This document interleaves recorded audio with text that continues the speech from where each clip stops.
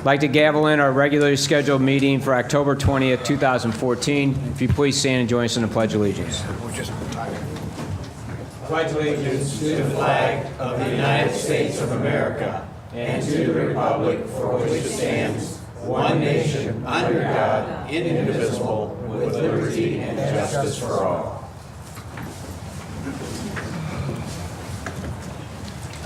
Roll call, please. Alderman Harper. Here. Alderman Nguyen. Here. Alderman Robertson. Here. Alderman Kramer. Present. Alderman Toohey. Here. Alderman Leahy. Here. Alderwoman Manister. Here. Alderwoman Saunders. Here. Approval of the agenda for the regular Board of Alderman meeting, October 20th, 2014. Are there any changes? If I could ask for one change before we approve it, if we could move the Excise Commissioner liquor license renewal, our new application for Schnucks up to, how about if we do it right after this, as in 3B? So moved. And second? Second. Okay, all in favor say aye. Aye. All in favor? Thank you. Now, if I can have a motion to approve the agenda as amended, So moved. and all in favor say aye. Aye. All opposed, motion carries. Next item, we have a new liquor license request for Schnucks. We did talk about this, I think, at the last meet. Do we have a public hearing for that? Or did we already do that? Okay. Okay. We don't need a public, that's right, okay. Schnucks is applying for the same type of, to have in-house. Justin, do you want to explain this? Where is it? I can do that. Okay, go ahead. Brentwood Schnucks is asking to change their liquor license from a package license to a full liquor license and to add a Sunday by the drink. In their application, they have indicated to the city that this will allow them to sell individual drinks for consumption on their premise while shopping. It creates an even stronger food environment. And a lot of their patrons are asking for this, and we've already approved this for Deerberg's. Yeah, Deerberg's have been doing this for about a year, so, okay. Any question? Alderman Leahy? Does Whole Foods and Trader Joe's have the same type of liquor licenses? No. I don't believe so. No. So they, okay. Thank you. Okay. Any questions? Do you have a motion, please? Motion to approve the change in the liquor license as submitted from Schnucks. And second? Second. We had a first and a second. Roll call, please. Alderman Harper. Yes. Alderman Nguyen. Yes. Alderman Robertson. Yes. Alderman Kramer. Yes. Alderman Toohey. Yes. Alderman Leahy. Yes. Alderwoman Manister. Yes. Alderwoman Saunders. No. Thank you. Next item, consideration approval of minutes from the regular Board of Alderman meeting, September 15th. Any changes? Do I have a motion? So moved. And second? Second, Your Honor. And we had a first and second. All in favor, say aye. Aye. All opposed? Motion carries. Next item, item B, approval of the special Board of Alderman meeting from September 29th, 2014. Any changes? Motion to approve the minutes of the September 29th meeting as submitted. Thank you. And second? Second. All in favor, say aye. Aye. All opposed, motion carries. Next item, presentations and recognitions. We have none this evening. Next item, public hearing. We have a petition for amendment to Chapter 19 of the Brentwood City Code pertaining to our sign regulations. I will gavel that in at 7:04. Thank you. Several months ago, the Planning and Zoning Commission started the process of reviewing the city's sign regulations within Chapter 19 of the City Code. This whole process began when we received some feedback from our special legal counsel on planning and zoning issues. The prime focus of what they brought to our attention was the idea of a content neutrality in our ordinances. There have been several cases, one most recently about a year and a half, 2 years ago, that was involving the city of St. Louis, where the city of St. Louis lost a very high-profile case because essentially what they found was that they were regulating the content of the sign in determining what type of a sign was to be regulated. So we've been working with the Planning and Zoning Commission and legal counsel. It was a several-month process, basically going through Chapter 19 in its entirety, reviewing basically what the city's goals are, as well as the information from our legal counsel on what areas of content regulation are currently in our code that were in direct conflict with the 8th Circuit Court opinion that recently came out from the city of St. Louis. So through this process, we've got a revised Chapter 19 that's come out. This was before the Planning and Zoning Commission, and they have voted to recommend approval of the changes to the sign regulations. Okay, okay. So at this time, I'd like to open up to the public. If anybody would like to address the board with respect to changes to the city sign code, please come forward and give us your name and address. Hearing none, we are going to keep this public hearing open. We had a couple things that need to be reviewed. Or we had a request a review at P&Z, and they've agreed to do that. So we're going to keep this public hearing open and continue it at probably our second meeting in November. So I will close the public hearing for today. Okay, next item, bids. We had one RFP for sewer lateral. Thank you, Paula. Mayor. With the adoption of the trenching and shoring policies, the board now requires that any sewer lateral project that where excavation of 12-foot or deeper needs to be contracted out to an excavation contractor. We went out to bids. We received 2 submittals from Truss Brothers and XL Contracting. The best and lowest bid is XL Contracting out of St. Peters, Missouri. Okay. Are there any questions? And we have an ordinance this evening? Right? Correct. Okay, thank you. Next item, hearing of a matter of public interest upon any persons present. If anybody would like to address the Board of Alderman, please come forward and give us your name and address.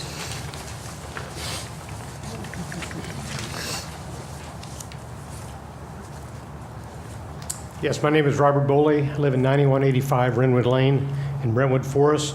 I've spoken to all of you before, so I'll keep this brief. Just want to, again, express my support for ordinances, for bills number 5897 and 5898, to make changes in the city codes on commercial and truck traffic that would affect those of us in Brentwood Forest. Again, want to emphasize it's something that is, I think, good for the citizens of Brentwood, especially those of us who live in Brentwood Forest. That would keep the noise, the dirt, and especially the inconvenience of having all that traffic coming through our streets. I don't know if you're all aware of it. I assume you are, but I know there's a lot going on. They started today resurfacing Renwood. So we're going to resurface Brentwood. I don't know how much money is going to be spent, and then invite all the trucks to come drive down it and tear it up. So I just don't see the wisdom in doing this. I think it would be a disservice to our residents to not have the same protection for our roads there in Brentwood Forest that other roads in Brentwood have. Thank you.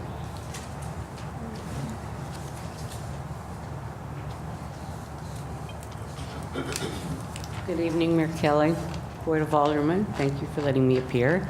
My name is Lynn Morgan. My address is 9156 Robin Court in Brentwood Forest. I'm a resident actually of Ward 4, where a lot of this is going to take place. I'm also the president of the Board of Managers, which has nothing to do with anything about why I'm here, except I'm a Brentwood Forest resident. What we are asking is that you all really think hard. Have you all ever stopped right there trying to make a left-hand turn off of Eager onto Brentwood? When you try to get to 40, 61, however y'all say it here. I'm from Texas, so I don't say 40, but I say 40. Okay, when y'all want to make that left-hand turn to go west, it barely lets 2 or 3 cars in. A truck is going to be disaster. Now, I don't know who put the little island in, if that was MoDOT, if it was PACE, whoever it is. Things are going to be very dangerous, and I think there are other people here who are going to address that. What we are asking, and I know, Mayor Kelly, I appreciate no traffic coming down Renwood or High School, but there's Eager. That's where our troubles really resonate from. trying to get up that around True Runner. Y'all live here, so you know the stores. You know how crowded it is. Trying to get around that shopping center and get through that intersection is a zoo right now. Imagine at a Christmas time when obviously we're all shopping for Christmas presents at the Galleria. It's going to get worse. So I just really want you all to think not only about the noise, dirt, inconvenience, all that stuff, but about how we are going to get out of our neighborhoods.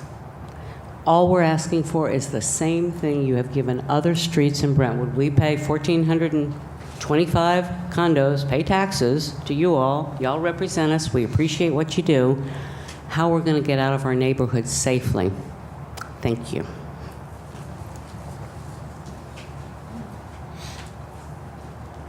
Hello, excuse me. My name is Jeannie Staples, 1614 High School Drive. I'll just go ahead and state up front that I am for Alderman Kramer's proposals to reduce safety concerns involved with large commercial trucks in a small residential area. I believe that safety of residents, city employees, and visitors of our city should be a very top priority for all.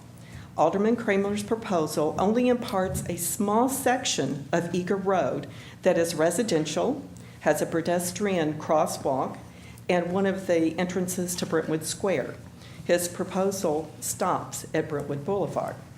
I have a list of safety concerns that I believe would arise should these large commercial trucks start going eastbound on Eager from McClutchin all the way down to Brentwood Boulevard. Again, the westbound side is not under our jurisdiction, so I'm not addressing that. The first thing is we have narrow roads that are not designed for these large commercial trucks and trailers that swing around to go back and forth. It's one thing we're going to have them going one way. Now we're also going to have them another way. We have Brentwood Forest residents. They already back out of their parking spaces onto Eager, and that's already a difficult situation for these people. Now we're also going to ask them, if we don't implement these proposals, that they also have to back out and be aware of large commercial trucks going back and forth. Also consider that large trucks do not have the visibility that cars have. In addition, it takes longer for them to stop than you would in a regular car. And when you have them full the full load, that's even going to be more difficult. In that same area, we have a very steep hill with a sharp right turn on the way going down when you're going eastbound. Right as you're making that right turn, you have a pedestrian crossing from Magnet Place to the garage that isn't visible when you're going eastbound, when you're forced going into the curb, and you're going downhill with a large truck carrying large load. You know, to me, that is not a good situation that we're about to, if we don't go ahead and approve these proposals, that could cause a dangerous situation to occur. In addition, we have truck drivers that are not going to be familiar with this area and the roads and these situations. And you're going to have changing of vendors. So, okay, once those truck drivers come in, we're going to have a whole other set later on when you do another process that, again, will not be familiar with this situation. Next, we already have backup of traffic going eastbound at lunchtime and after work there right when you're getting down that hill at the very bottom, you have to stop. You got Brentwood Square, everybody trying to get on to Highway 40. And so we already have backups already, which I think the previous person mentioned. And then, of course, again, we have Christmas around the corner, which is really going to make it a very difficult situation. So the last issue, we have trucks, as they're approaching the Brentwood Square, going eastbound on Eager, they will be at the bottom of this hill that will need to come to a full stop. There's a stop sign there.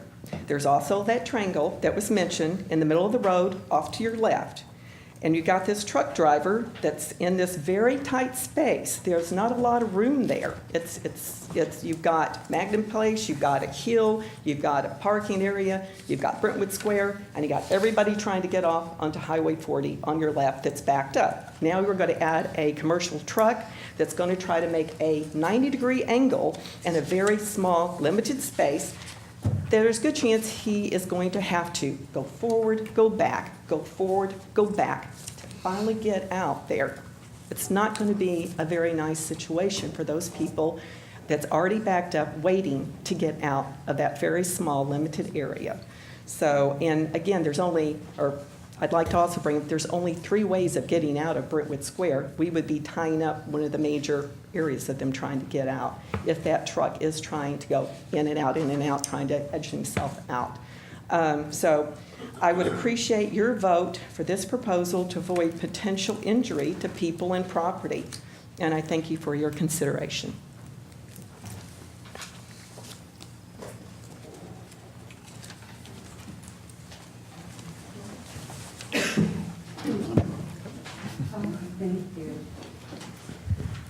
Good evening, and thank you very much for letting me speak. My name is Maureen Wheat. I live at 2420 Mary Kay Court, and I am here to state a grievance against the administration for non-disclosure tactics in ruling at citizens and not for citizens. People pay a lot of money to live in Brentwood. Residents sink their long-term finances into this community specifically based on a predictable living environment. I am thoroughly disgusted by the dictatorial administration and tenant circumventing of the sunshine laws, whether stated or implied. This administration has been loyal only to its own fiats, failing to listen to consistencies in residents' inputs and engaging alternative. Residents deserve better. The administration has not made a consistent nor disciplined effort to get the residents completely informed. It further failed to register any acknowledgement of residential dissension on major ordinance changes. So what do we have to show for this occlusion of the sunshine laws? First, I want to thank Alderman Manistar for having represented the 2nd District so well. What do we have to show? Inappropriate exchanges, including condescension, general bad attitude, and legitimate questioning by Alderman Saunders. In my opinion, she is especially targeted because she crosses every T and dots every I. She does this professionally, but she is degraded and condescended for bringing transparency and scrutiny to this administration. Any MD, CPA, or attorney would relish this attention to detail, but not so in Brentwood. The pitting of neighbor against neighbor by zoning waiver without first a general consensus. This is in reference to the BHGH project. The next thing is a call for limiting information in the Code of Conduct that goes strictly against the sunshine laws. Continuous failure of specific businesses to meet the ordinances under which the business was originally established. And this is in regards to a woman. I'm shaking so badly, so please forgive me. You're doing good, Maureen. Keep going. You're doing fine. Thank you. Thank you. To meet the ordinances under which the business was originally established. This goes to the woman who month after month after month complains about the kennel noises that breach the ordinance for noise, and yet Brentwood did studies and the problem has not been resolved. Because it has not been resolved, that resident has no satisfaction. inappropriate waiving of P&Z distance ordinance required between buildings whereby a homeowner's rights were breached. A building was erected mere feet from a home against the standing ordinance. Resident had a living room view that, due to the waiving without consent or consultation, the woman now looks directly into a brick wall. Among the other things that came out of that was the administration telling her to put up some curtains. That didn't work for me. Or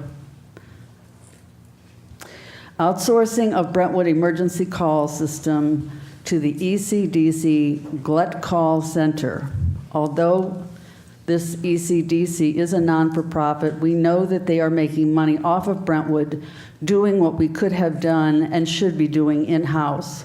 There has already been a fire located 2 blocks from the firehouse, wrongly called to the first responders.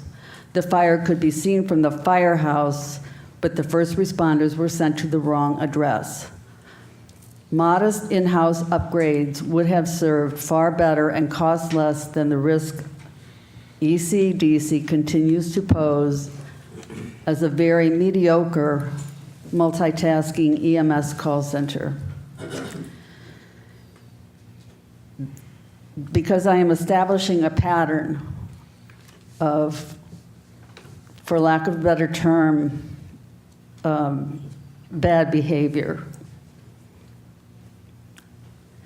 I am going all the way back to the management of the employee who was embezzling, and the unilateral pardoning constituting, in my opinion, a mayoral abuse of power. I do not feel it is in the best interest of the residents for this administration to independently and/or privately decide these issues. The rancor of public contestation of these same issues was embarrassing and disgraceful. That being said, if this administration cannot fluidly do the work of healthy residential governance without ripping the community apart every time, they should not run for elected positions. Quit dictating and selecting and selectively enforcing P&Z ordinances. No elected officials' rights are better than the citizens' rights. Residents have consistently not been apprised of major changes affecting them. Brentwood residents deserve better information, and a standing ordinance needs to be adhered to versus subjugating to administrative, agenda-driven waivers. That is not what Brentwood residents signed on to. And because I come from a background where if it isn't written, it didn't happen, I'm on a very strict budget, so I had to reduce the print size. There should be enough copies here for everyone to have their own copy. And I do thank you very much for letting me speak.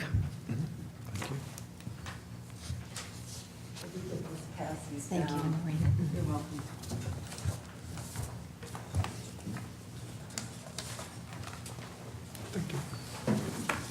I'm Dorothy Needles. I live at 9040 North Swan Circle in Brentwood Forest condos. I certainly agree with what the other residents that have spoken have said.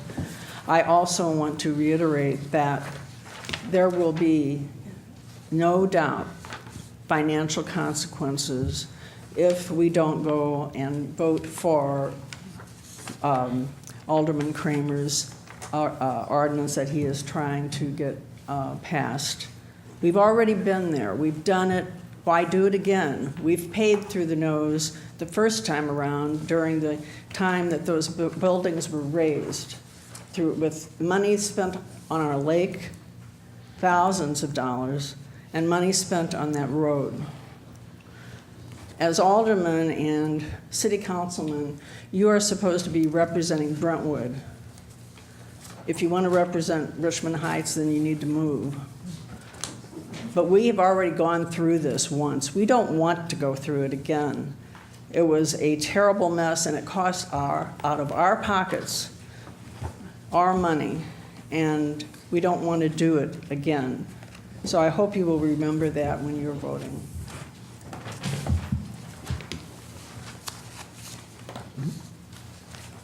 Mr. Mayor and Alderman and Alder ladies. My name is Pat Ebling. I live at 1430 Peacock Lane.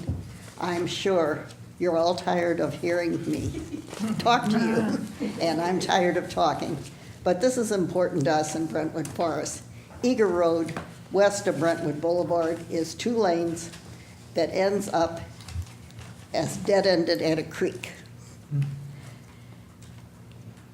Past the bank, it's exclusively residential. It should have the same designation as all the other residential streets in Brentwood. I do not understand why we would favor Richmond Heights over our own constituency. So I hope you will vote for Alderman Kramer's bill, 5897 and 5898. Are those the right numbers? Yep. Thanks. Thank you. Good.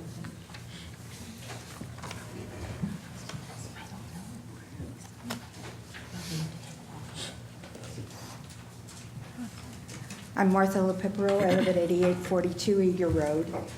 And first thing I want to make it clear is I'm not against the complex that they're going to build. I'm not against the increased traffic that will bring to our area, the taxes that the new people that move in will bring to us or anything like. And that's got nothing to do with this. All we're against is the construction traffic and the way it's going to be routed. And we are the only residents on Eager Road. That's the only place between Brentwood Boulevard and the end of Eager Road there. There's no other residents anyplace else on Eager Road. So we're only ones that are asking to be protected by this. Like any other streets, we just want to be protected. Richmond Heights is protecting McCutcheon Road. We're asking the same protection that Richmond Heights is giving their people. Their officials are looking out for them. So we're just asking for the same protection from our officials. That's what we elected our officials to do, is to protect us. There's other streets in Brentwood, they're getting this protection, and we don't understand why we shouldn't get the same protection that's being given to other streets. We're not talking about one phase, we're talking about 4. The street will have to be repaired possibly after the first phase, 18 months. What's going to happen after the next 3? How many years is this going to go on? So how many years are we going to have to put up with this? So we're not talking about just 18 months. There's safety issues. We have to back up out of our parking places onto these streets, onto this street, with these large construction trucks coming down. We walk across the street. And where I particularly live, there is a hill with a blind spot. It's going to be very unsafe for us. I had a cousin that was killed, broadsided by a Laclede station truck, or not a Laclede gas company truck. The guy wasn't even licensed properly, and here he was working for a utility company. So it can happen. So this all bothers me a lot. And possibly, yes, we might have to have traffic going one way, but we don't have to have it both ways. I'm willing to give, yes, one side belongs to Richmond Heights, one side belongs to Brentwood, and I think Brentwood should protect us with our side. Thank you for listening.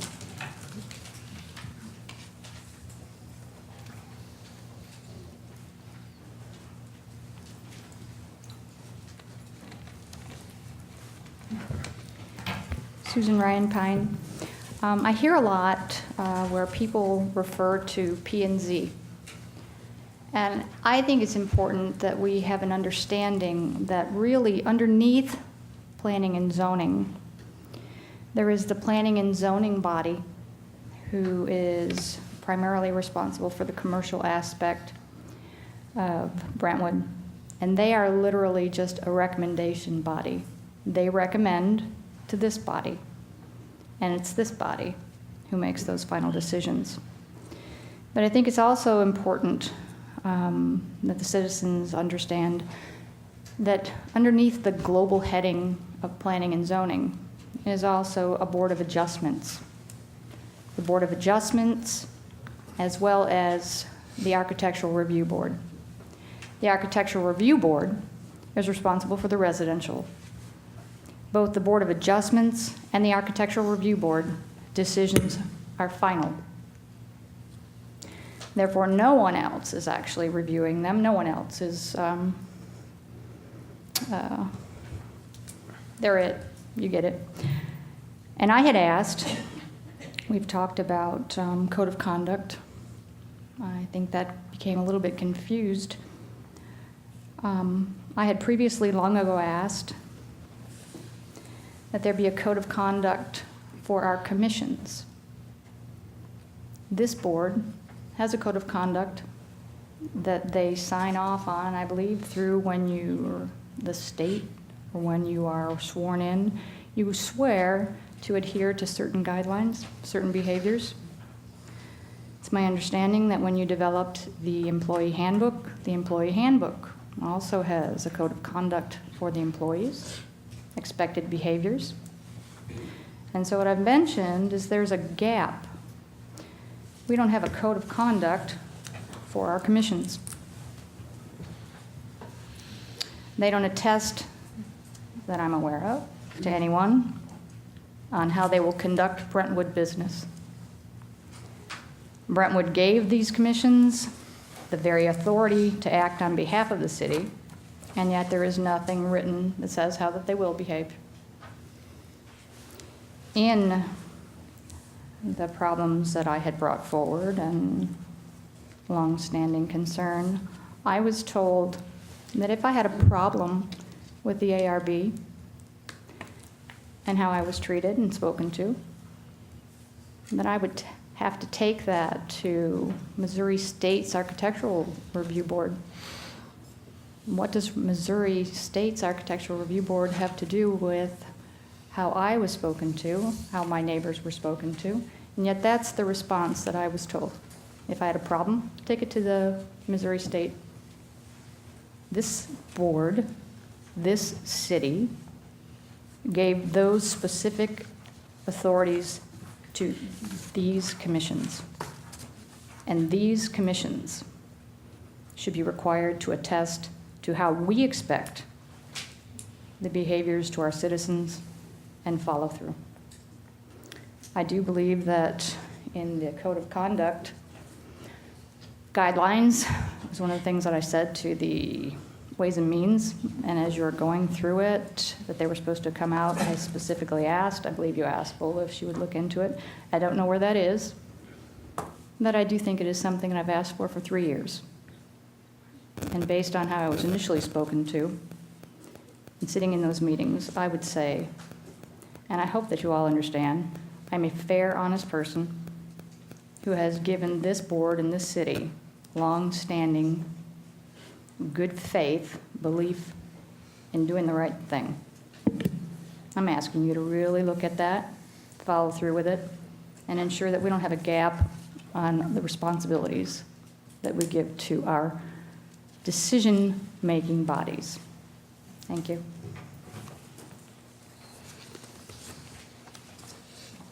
Something totally different. Sure. Okay, totally different. And this is just a request, again, Lynn Morgan, 9156 Robin Court. Loved Madden Fest. All of our neighbors did. Want to thank you all for all the support you gave it. People I have talked to, and I understand why the name was changed, but a lot of people on my street where I walk and through the neighborhood would like it back to Brentwood days. And I appreciate previous alderwomen and people who wanted to go to Madden Fest, but we are a new community. We have new people. You say Madden Fest, they think it's football. John Madden, you got it? Okay. Anyway, thank you, someone understood. But all I'm saying is that a lot of our residents have said, why did they change the name from Brentwood Days? And I do understand and appreciate what previous you'll have done, but just for y'all to think about for preview, in future. Thank you.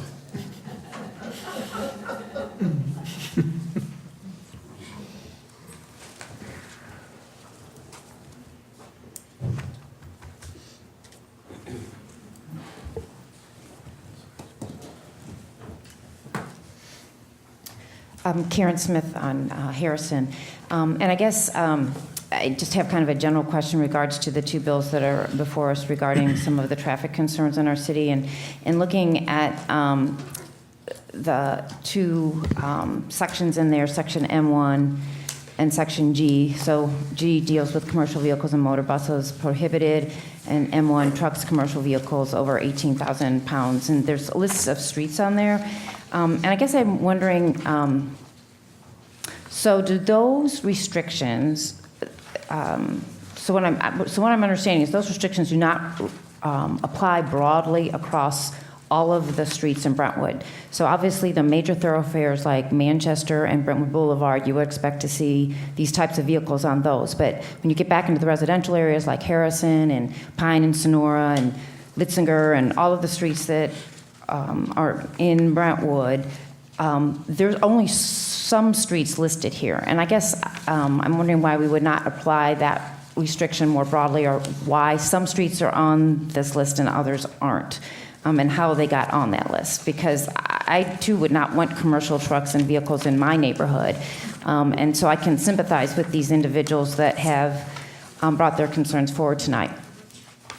Recently, I was involved in an accident in Brentwood at an intersection that has congestion and safety issues.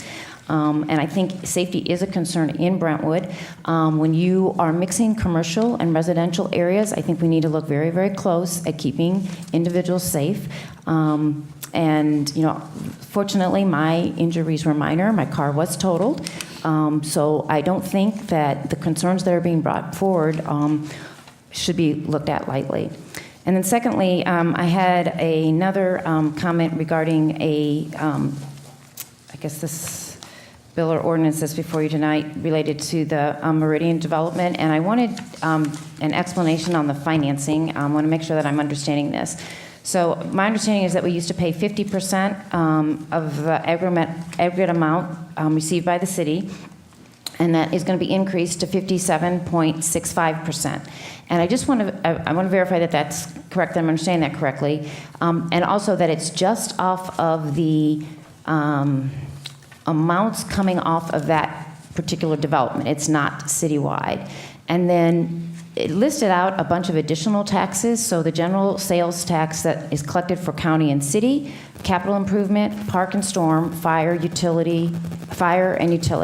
And want to confirm whether these are new areas, or was that previously 50% applied to all of those areas. And then the last question in regards to that is, do we think with this amount of extra burden that's being placed on our city, because it adds up to over 2.4 million, that extra burden that's being placed on the city, do you all really think that we are going to pay off these bonds? Because if I'm understanding this correctly, and I think I don't have the dates in front of me. I won't waste our time here looking for the dates, but we have through 2023 to get that paid off. So really, that's 8 years. Do we really think we're going to get that paid off in 8 years? Thank you. Because otherwise, I wonder why we're doing it.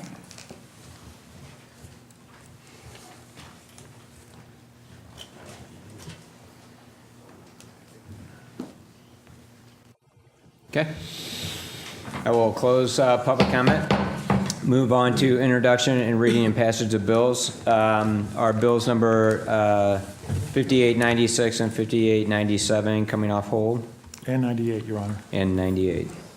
Yes. Wait a minute, which is 96. I don't think we're taking off hold yet. That's it. Unless, do you want it off, or? This is the one I believe you put on hold because you wanted to wait for State Representative Mittens and the Missouri Attorney General's reply. Right, okay. I mean, if we want to do that tonight, do we have that? You are Do we have the under, update? we are under a somewhat time element. Well, it has to be by December, right? Yeah, So- well, we have to address it in November in order to accomplish something before the first filing. Right. So, I have an update from Representative Mitten's office, and she clarifies that because there's a backlog of cases in the Attorney General's office, it will take at least 90 days for them to begin to look at the request. Then an additional 90 days for them to start to research the question that is being asked. so we wouldn't even get their response before the election. Correct. Now, what you do have in front of you is a bill drafted by the city attorney that believes to be a correct and best procedure for the city to consider Okay, we can take it up. looking. That's fine. Okay. Okay. So I have a motion to remove bills number 5896, 5897, and 5898 from hold. So moved, Your Honor. Second. Okay? All in favor, say aye. Aye. All opposed? No, I'm No. opposed. Yeah, I wouldn't take 5896 off. I'm opposed. Okay. Okay. And what about bill number 5904? That went before Public Safety last week. No concrete decision has been made. Okay, so we'll leave at this that on. point. Okay. So if I can have a motion for first and second readings Your of... Honor, if I'm I sorry. might add, I believe 5919 is going to be placed on hold. Right, I was going to get to that when we, okay. All right. If I have a motion for the first and Your Honor. second, I think it might be best to address removal from a hold individually instead of as a group, and that way you can have. Oh, that's fine. Okay. If the board would so entertain the motion. so motion to remove bill number, do you guys rescind your first and your Yes, second? yeah. Okay. Motion to remove bill number 5896 from hold. So moved in the motion. Is there a second? Okay, that'll remain on hold. Bill number 5897, 58 to remove from hold. Do I have a motion? So moved. Second. All in favor, say aye. Aye. All opposed? No. Okay. Motion to remove bill number 5898 from hold. So moved. So moved. Second. We have first and second. All in favor, say aye. Or, all in favor, say aye. Aye. All opposed? Lee? Yep. Okay, thank you. All right. Now, if I can have first, motion for the first and second readings of bill number 5897, 5898, 5912, 5913, 5914, 5915, 5916, 5917, 18, and 19. First and second reading only. Do you mean 20? I'm going to ask to put that on hold in a second. And 20, I'm sorry. I thought that was a resolution. What Oh, I'm about sorry. 21 and 20, 22? Bill 21 and 22, sorry. So moved, Your Honor. Thank Busy you. night. And second? Second. All in favor, say aye. Aye. All opposed, motion carries. Okay. First reading of bill number 5896. First reading bill number 5897 by title only, an ordinance amending chapter 14 of the... 96, sorry. I'm sorry, 97, 97. An ordinance amending Chapter 14 of the revised Code of Ordinances of the City of Brentwood, Missouri by amending Section 14-1007 relating to commercial vehicles and motor buses, providing for the effective date of this ordinance, providing for the repeal of all conflicting ordinances. Okay. Synopsis, please. Yes, Your Honor, Bill 5897, previously on hold, prohibits commercial vehicles and motor buses on Eager Road eastbound from Brentwood Lane to Bobolink Place, and Brentwood Lane from South Brentwood Boulevard to Eager Road. Eager Road eastbound from Chafford Woods to Bobolink Place and Brentwood Lane. This bill is for an ordinance that would prohibit commercial vehicles and motor buses on Eager Road eastbound from Brentwood Lane to Bobolink Place, and Brentwood Lane from South Brentwood Boulevard to Eager Road eastbound from Chafford Woods to Bobolink Place and Brentwood Lane. And with an affirmative vote of 2-1, the Public Safety Committee has reviewed and forwarded this with a positive recommendation for approval by the board, Bill 5897. Okay. I don't think it was positive, I think. I think one thing I do want to remember is that it was 2-1 because I voted for it, even though I was against it, but I wanted to see it have a place on our board here. Okay. So I was opposed to it, but voted for it for that reason. Okay, thank you. Alderman Lane. Can I ask for a clarification from Alderman Todd Kramer, excuse me. Having a tough week, I apologize. If you pass 5897, Yes. can you identify all the commercial vehicles that you are not allowing to go on these streets? Am I going to end up stopping the UPS truck or a moving van from Mayflower? Or am I going to stop anybody that's going to end up having a delivery from Sears and Roebuck? No.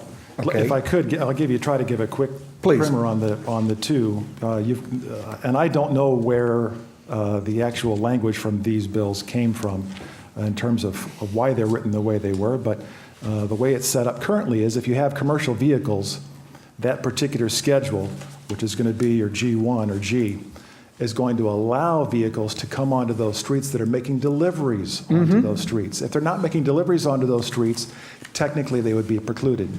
So is there going to be a police officer stopping every truck? Well, you know, we've got that same restriction on Pine, Sonora, and some of the other streets over there off of Litzinger and off McKnight. So you've got, for example, home construction going on, and there are deliveries taking place. Yep. I think it's to the extent that the residents would complain, the police then have the opportunity to use our legislation to make a claim in terms of an ordinance violation. So specifically with this 5897, it's for commercial vehicles. 5898 is for trucks.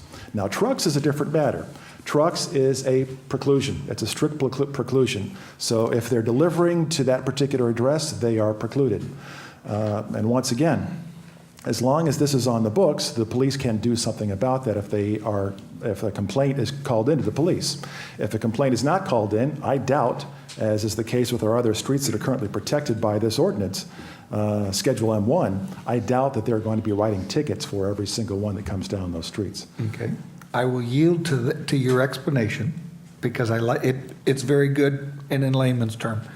Let me address some of the comments that were made in the public session and how these bills do or do not affect making their concerns valid. Your dilemma is that you're looking from these to help mitigate some of the big trucks coming into a potential construction site. Those big trucks would be making a delivery in the area. Thus, they would then be free from these ordinances because they are making a delivery. Now they're leaving. They're on Brentwood streets, but they're a legally licensed vehicle with the state of Missouri, and Brentwood can't really stop that because they're allowed to be on the street. From the second end, the noise, the dirt, and the amount of traffic that will be on Eager Road definitely will increase. But these ordinances do not prevent that. These ordinances won't stop noise, and it won't stop the dirt, and it won't stop the inconvenience. The traffic is going to be there.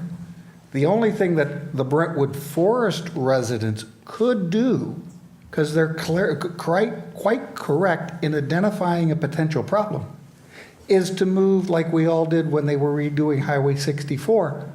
You take Wrenwood out of Brentwood Forest and leave as much of your traffic off of Eager Road so that you don't have to be entangled with the trucks. I will agree with you, and I sat for an hour at the intersection of Brentwood Boulevard and Eager Lane and just watched. And I did do it during the rush hour traffic because I wanted to get some real skewed counts just to show how many people were moving around. And yes, there are a lot of very rude St. Louis drivers. You're not allowed to enter the intersection if you cannot clear the intersection during the light cycle. But we have a lot of people that, I've passed my white line, I'm going to sit there, and they jam up for everybody else. These trucks are going to have trouble making the S-turn, coming around the island, and getting onto Brentwood Boulevard. But that is their problem because this is their job of working it through. I think the residents are correct. That little island, I don't expect them to go back and forth, back and forth. I expect them to drive straight over it. And when they do, they're going to tear it up to work with. And yes, somewhere along the line, it's going to be an expense to put it back because the curbs aren't going to hold up to it to work with. But I don't see that these ordinances solve the problem and the concerns that your residents are bringing forward. I think with some cooperation between residents and the commercial contractors, we can help get through the inconvenience. But nobody's going to be happy over this to work with. Alderman Leahy, if I could respond to your, Go ahead, sir. To your many claims.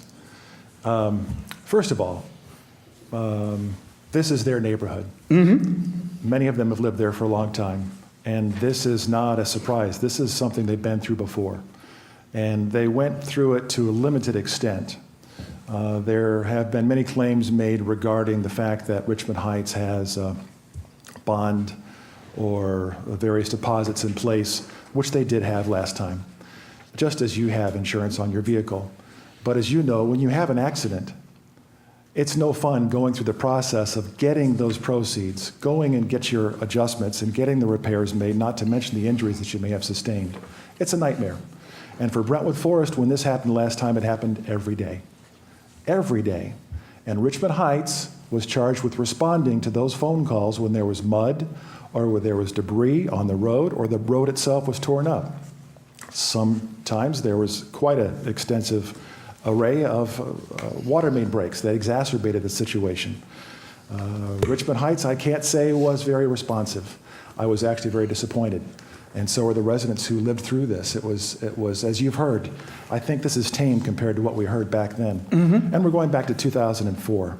You know, the alternative for this particular situation does not make Brentwood a bad neighbor. There is an alternative, which is McCutcheon. We've been doing some road work today at McCutcheon and Clayton Road, perhaps in preparation for some construction traffic. I don't know. But I struggle to see how this would injure Richmond Heights. They have McCutcheon residents. We have Eager Road residents. They have the Galleria. We have Brentwood Square. My understanding is that as an elected official who's received a resolution number 1401 from the Board of Managers that represents all the residents there, they would like this protection. They're not asking for anything outside of residential, just the residential area, everything west of Bobolink Place. So the suggestion here is that they would use a location that has exponentially less volume, exponentially less congestion. That's McCutcheon, that's to Clayton Road, versus our Eager Road on the eastbound side and Brentwood Boulevard. Brentwood Square is very important to us as residents, as shoppers. It's also important to our economy as a city, not to mention our residents. This is going to be an 18-month process. As the residents have very correctly enumerated the types of machinations that some of these trucks will have to go through to make it through the gauntlet to get down to Brentwood Boulevard, it's going to be tough on everybody. And so what we're simply asking here is for the same type of protection that is offered in other parts of our city, other residential areas, nothing more. I'm not saying that those protections are the best or most finely written protections, but they are putting us in parity. That's what we're asking for, is to put ourselves in parity. These two bills, 5897, 5898, is a reflection of the will and the request of the Board of Managers for Brentwood Forest, representing the residents who live there. And it's nothing more. You know, I don't see the harm in the situation that's being presented here, and my hope is that the votes will come out positive for this. I hope I've answered your questions. Maybe if you have another one, go right ahead. Let's stay with Bill 5897, if I may have the floor, Your Honor. Sure. Thank you. Under the term motor buses, does that include school buses? Under our code, I believe it does. I don't know. Frank, do you know? I would have to check the code on that. I think we do have separate provisions for school buses. But again, you get back to the issue of drop-off, basically delivery and departure from the city of Brentwood. That's right. As long as as far as the schedule that's enumerated in 5897, which is Schedule G, as long as they're making deliveries there, then that's okay. There's no preclusion for those to go there. If they're passing through on their way someplace else as a shortcut, that's where the problem comes in. As the other parts of our city that currently enjoy Schedule G, which are in some of our residential areas of note, I think that the residents who live there don't have to worry about this concern. We're asking for the same protection, and that's all we're asking for, just parity. I've got a question. It's been said this is... I'm sorry, Alderwoman Saunders. Thank you. I'm fine with supporting these, and I can understand the parity that you want for these. My question is, one, can we address what Karen Smith asked regarding other streets, Harrison and Park Ridge, how we determine which ones get on the schedule? And then two, Alderman Leahy, based on your argument, do you want to eliminate these sections from the code? Because you're saying they have of no value. I did not say they had no value. Well, you said I did that not say it they had doesn't- no value. Oh, well, I'm sorry, but I mean, your point was that you said that they don't do anything, they don't correct the problem. And so, The way I read these bills, because this group, all commercial trucks and these motor buses, would be up on Eager Road for the intent of servicing this potential construction site, makes them permissible. These bills would not give any authority for any Brentwood police officer to stop them and tell them they couldn't be there. They would be meeting the definitions of what's in the bill. Which is Thus, the I same- can't see how you No, get that's there. not correct. Actually, can Andy, I which is the clarify? same for all these streets, though. No. Well, yes, except for one thing, except, and Andy, just a clarification, and then Patrick, I'll turn over to you. But I had the same interpretation as you. But what makes this enforceable is that because the other side of the street is Richmond Heights, under our code, that's not considered a local delivery. Even though it's our neighbor, it's not considered, local means Brentwood. That's right. So, and again, I'm not in favor of these bills because I think it's for that reason, it's being very, and I'll say this again, as I've said 3 or 4 times at different meetings. If this development, these properties were in Brentwood, we would make this same requirement. We would require them to use Eagle Road and not McCutcheon to get them to the main road. And I will elaborate that in a little bit more because I'm taking Alderman Toohey's time. So Alderman Toohey. My question is partially for Alderman Kramer and partially for Frank. If this is such an issue in 2004, 2005, why did it so long until these are brought up? Our neighboring community and its developer brought a proposal forward. And we're getting the process of developing this. Then all of a sudden, we decided to change the rules of the game on them. I know if Richmond Heights did that to us, I don't think we would respond very favorably. I also wonder, and this is the question, Frank, if, we do pass this, couldn't the developer possibly look at suing us and saying you targeted the development? I can't say that they would, but lawyers can become very creative in their theories. And I have not been told by anybody that there's been any threat of suit, but I could perceive the possibility if they think it's seriously affecting their ability to do business. Right. I can respond to both of those, Your Honor. Alderman Kramer. Thank you, Alderman Toohey, for bringing those items up. The first item, talking about the timing, I think that I'll revisit a conversation we made at the Public Safety Committee meeting, which is that just about every law in the books, just about every ordinance, restriction or rule of law comes about because of a catalyst. Usually there is an issue or an accident or an item that comes up in public history where the residents or the elective body take a look and decide they'd like to do something for the betterment of the community. I think there's a very strong case, as I pass along to your second point, that Brentwood Square, when it was first put in place back close to that same time frame, we really should have protected Brentwood Forest at that time. And let's see, I started in October of 2003. So I can't say that I was very educated in that aspect when I first started, but we probably should have protected Brentwood Forest at that time, Wrenwood, Eager Road, and Wrenwood, Eager Road, and High School Drive from the commercial traffic from Brentwood Square. The amount of traffic that comes and goes, delivery vehicle-wise, and some of the larger trucks that come and go, with us, Brentwood Forest, being the most proximate residential area to those commercial businesses, should see the same type of protection that some of the other residents that are close to commercial businesses do as well. So, Could we have done this before? I'm sure it's possible we could have done this before. When the place was torn down, Manhasset Village, I don't think anybody knew what it was going to be like until we went through it. And I don't think that we planned on it being 10 or 12 or 14 years since that time for them to be coming forward with another development. They have come forward. It does bring up the concern. The residents have come forward and say, we don't want this again. So I think you should pose your question to the residents. Why is it that they're asking for this now? Well, they don't want it. They don't want it again. They lived through it before, and they don't like the idea of it, whether we have insurance for it or not. By the way, we had insurance for it before, and the city ended up paying $30,000 to get our road paved. Now, Alderman Kramer, I'd like to, that is not correct. And Yes, matter it of is fact, correct. You should be aware of it, because we postponed paving our side of Eagle Road because we knew that they were going to be doing their project. You actually helped negotiate with Richmond Heights the repaving of that road. That's right. And I believe in your campaigns have actually taken credit for that. So to say that they damaged the road, and we had postponed, like I said, that paving, reserved those funds so that we could do it once our construction project was completed. It wouldn't have been fair for us to go back and tell them that they had caused all that damage to the roadway when we were planning on doing it ourselves anyway.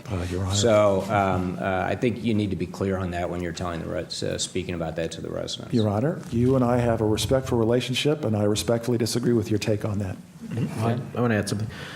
As you mentioned about the residents, I really only see a small group of residents against this. So I don't think this speaks for the entire community. And I understand the condo board made a resolution, but a large portion of that condo board doesn't actually live in Brentwood. They also own rental properties that this development would put competition for. I think that's worth noting. Additionally, I think that warrants some consideration. Additionally, I think a lot of misinformation's been given to the residents that have been riled up, as far as the dredging of the pond and somehow that being related to the initial teardown. That had nothing to do with the teardown. That was from the MoDOT project. I did not bring MoDOT that up. actually, and I was on the condo board in Brentwood Forest when we decided to dredge a lake. It was never mentioned that it was because of the teardown. That dredging was 7 years later after the teardown. MoDOT even helped pay for the teardown because they recognized their responsibility. And I think information like that's been thrown out there, and there haven't been rational conversations full of truth to Your push for Honor, this. I know you don't want to go back and forth, but I think it's fair for me to respond to that by saying that I did not make any comments regarding dredging of the lake. I challenge you to find any minutes to that effect. Okay. Let me just make a few comments, because I may be able to clarify some of these items, the questions that were made. With the or with respect to the current schedule of streets, I think, and I don't know all of them specifically, but I can tell you that these streets were added when there was an issue and needed to be addressed. And one that I do know, because it came up while I've been serving on the board, was Collier and Russell. Those restrictions were put in actually to restrict delivery trucks that were going to Schnucks that were trying to come in the back way instead of coming around and coming in off of Brentwood Boulevard and making their routine deliveries to the store. So that again was to keep those large semis off of that regular street for those deliveries. Same way with some of the Rosalie that has regular operating businesses at the end, Rosalie and Eulalie. When you get closer to Hanley Road on Litzinger, you have commercial businesses. We didn't want their regular delivery trucks coming in and using our residential streets to take a shortcut from Brentwood Boulevard instead of having to go around to Manchester or Eager Road. So these were for specific issues and problems in trying to resolve those, not to stop construction traffic. And I think that's the difference here. If we went back to the 1958, I'm sure the Brentwood residents weren't happy when they were building Brentwood Forest. The other thing, if we're really talking about safety and being concerned for our neighbors, whether Brentwood or Richmond Heights, the intersection at Clayton Road and McCutcheon is not designed for large trucks.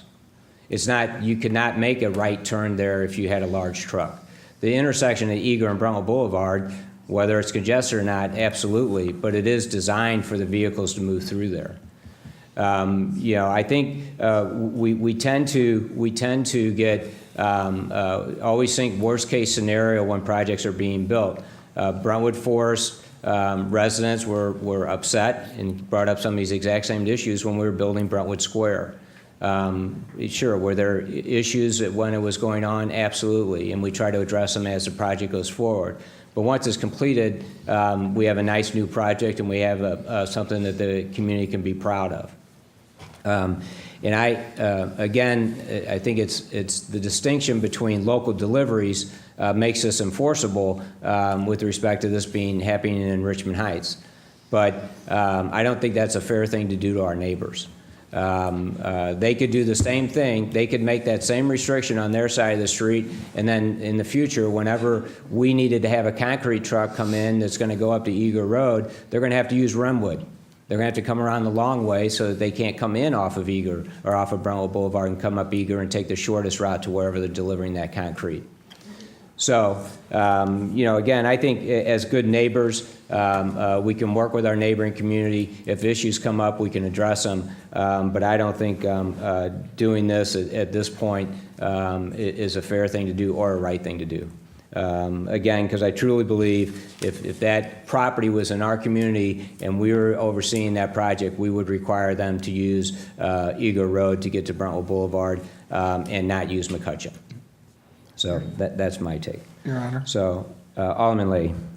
The residents also raised the issue of, as we have in our codes, when a truck leaves the premises, since it's in a construction arrangement, it's dirt and mud.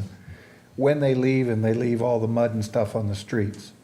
When we did the tear down, we did get complaints that Richmond Heights was extremely slow and non-responsive at times at trying to maintain at least a presentable roadway. Right. Is there anything in place we have make? other ordinances in place. We can ticket the delivery or the trucks, and we can Is there a way of require getting Richmond Heights to be more responsive Absolutely. in this construction process? May I speak? Yes. In my conversation with the Richmond Heights City Manager, Amy Hamilton, she did indicate that there is provision that they would wash off those trucks on the site before getting back onto Eagle Road. And she told me this several months ago, so. And another thing to keep in mind too, that, these deliveries that are coming in are for the most part, not going to be coming in at rush hour traffic. I mean, these construction sites are pretty well managed. Time is money, and so they have scheduled deliveries. They don't want to be driving in rush hour traffic. They're going to be gone before 5 o'clock. They're going to be coming in after the rush hour morning traffic. Again, I would just use the Drury project as an example. We didn't have any traffic issues on Brentwood Boulevard or Eager Road while that was going on that I'm aware of, except when they're doing the utility work in the street. Yep. But the deliveries for all their materials on that, 8+ story building, are scheduled, and they come in and they deliver, and they're very efficient with how they do those kinds of things. So, my opinion, and I just want to be fair and try to let everybody know where I stand. Alderwoman Saunders. Yes, my thoughts are, if you enact these two restrictions, it supports the residents, it supports our citizens in that, but it brings the parties to the table. So as a result of this, yes, we do still want to be a good neighbor with Richmond Heights, but with the restrictions in place, it brings us both to the table so that we can come up with a written agreement to say, the give and take portion will allow you to do so much if we have X, Y, and Z in writing. And so the restrictions just are an enabling mechanism to get the parties to the table and to get it in writing. That's correct. I think that would even open us up for more issues if that is our stated reason for passing the ordinances. Your Honor? Alderman Kramer. If I could, just a clarification here. Someone brought up the legal topic.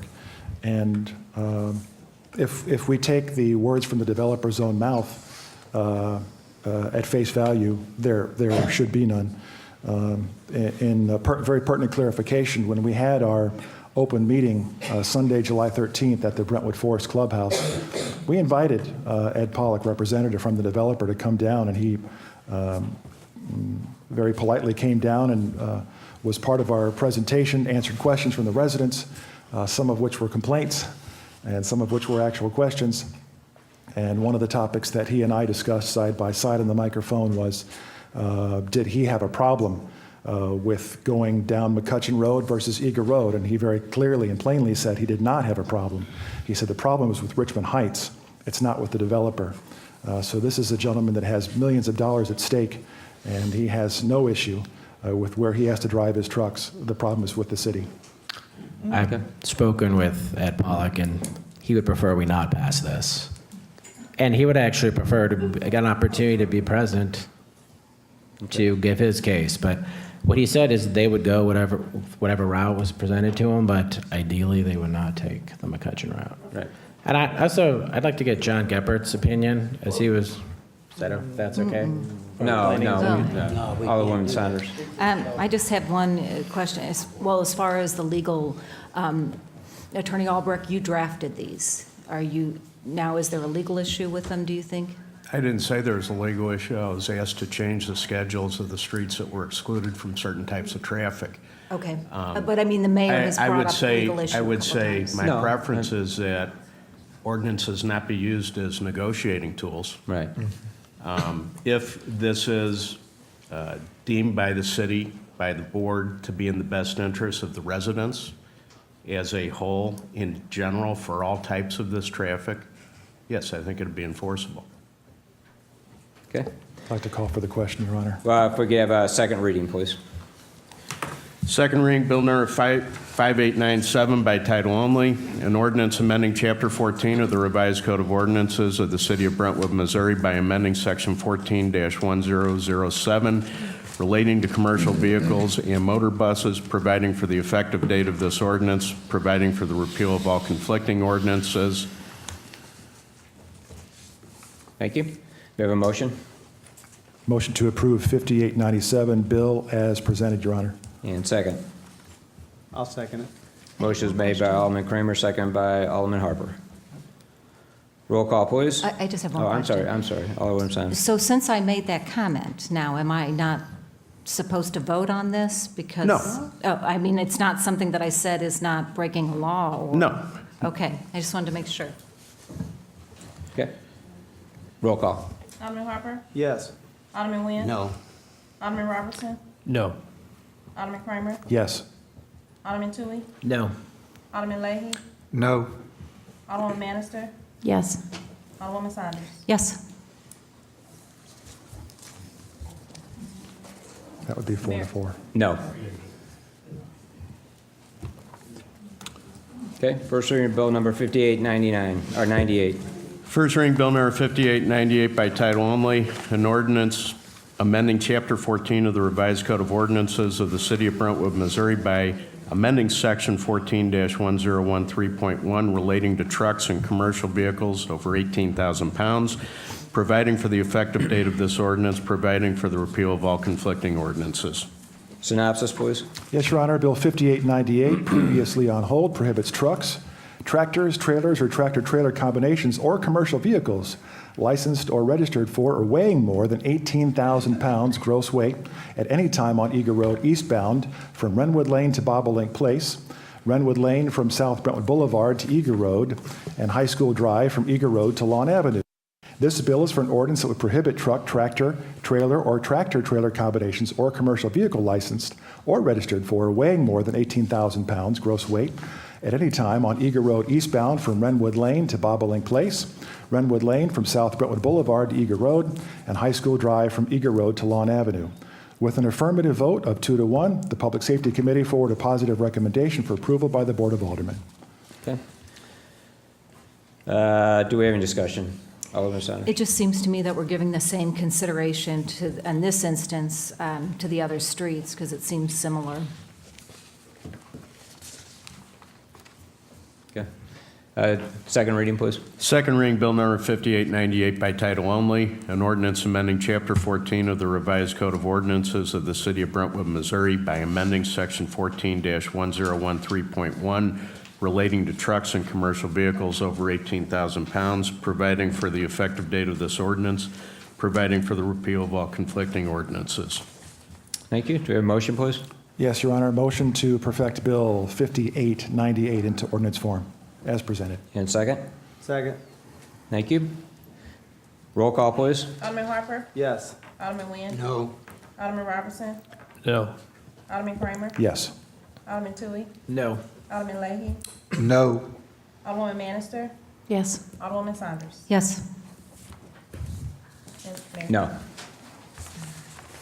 First reading of Bill number 5912, please. First reading Bill number 5912 by title only, an ordinance adopting and enacting a new code of ordinances of the city of Brentwood, establishing the same, providing for the repeal of certain ordinances not included therein, except as herein expressly provided, providing for the manner of amending such code of ordinances, providing penalty for the violation thereof, and providing when this ordinance shall become effective. Thank you. Synopsis, please. Yes, Your Honor. So this is, are we on 04 or 12? 12. 12. So the recodification of Brentwood Code, Bill number 5912. This ordinance approves the recodification of the City of Brentwood's code. Updates to the code include statutory updates affected by changes in state law during 2012 and the 2013 legislative sessions. Changes made as a result of conversations with the city during the editorial conferences in 2012 and 2013, and ordinances adopted by the Brentwood Board of Aldermen up until June 2014. Okay. Any questions? Your Honor, I would like to request that the board put this bill on hold and we actually have a special meeting in order to discuss the code book and get through it.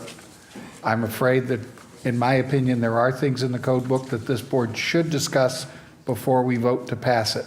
I think we do need to update our code book, but there are things in there that I think the board should be aware of before we make that decision. Is there a second? Okay. I'm fine seconding that. Okay. All right. So again, we had a first and a second to hold a special meeting so that we can review these updates to updates to the ordinances. And I guess my question to the board would be, does everybody want to meet to go over those items, or do we? To me, this is a living document, and I understand some are Alderman Leahy's concerns, but this is something we change at every meeting. Right now, we don't even have access to our code book on the website while it's been going through this update. This would allow us to get our revised version back online so that people can have access to it. And if there are changes that need to be made, we could, take those back to committees on the specific items and make those changes. Alderman Saunders. First of all, this code has been with us for a year and a half, I don't know how long. And initially, when the changes were coming through, I said they should have come up through committee. So I disagreed with the way that it was done. But after that was determined that we weren't going to do it that way, we had a schedule, and that we were going to go through each chapter. And we met on planning and zoning for 1 hour, and I hadn't gotten my key questions answered, and we stopped. And then we never met again, and we had, a certain schedule where we were going to meet on each section of the code and discuss it. I'm prepared today to go through the code because I went through, but the draft changes, this is the last revision of the draft changes, and there was one thicker than this before that. And, it's our responsibility to adopt the code, and changes to the code are what we vote on.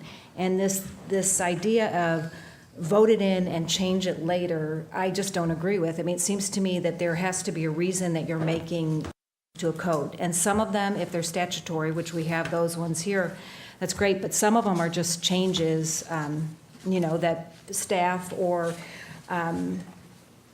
felt that were better. And that's fine, but we just need to know why, and we need to, agree, discuss, and say, okay, we're going to move forward. But if the decision is to go ahead and do it all tonight, I'm ready. Well, we're not going to sit here and discuss all the changes tonight. I don't have, All right, considering right. this, But I mean, even as such, you know, the significant majority, the 99% of these changes are updates to the code because of state statute changes, corrections in spelling and grammar errors that have been made over the years, and as well as some things that staff made recommendations because of you know, the fact that we don't enforce the ordinances that way, that may have are no longer being even used by the city of Brentwood because of other ordinances that we've adopted. So, you know, again, if somebody has specific things that they want to take back to a committee, you know, that's fine. But this is a process we've literally been working on since about 2000 and I was going to say, actually, I think more like 2008, but is when we started the 2009, I think, because we started this when Christy Meyer was still the city administrator. So anyway, you know, if the board wants to have a special meeting to discuss it, I'm not going to go through and have it at a board meeting where we're going to go through and have all those changes. But I think it's something that, as a board, then you need to commit that we're going to be there to discuss it.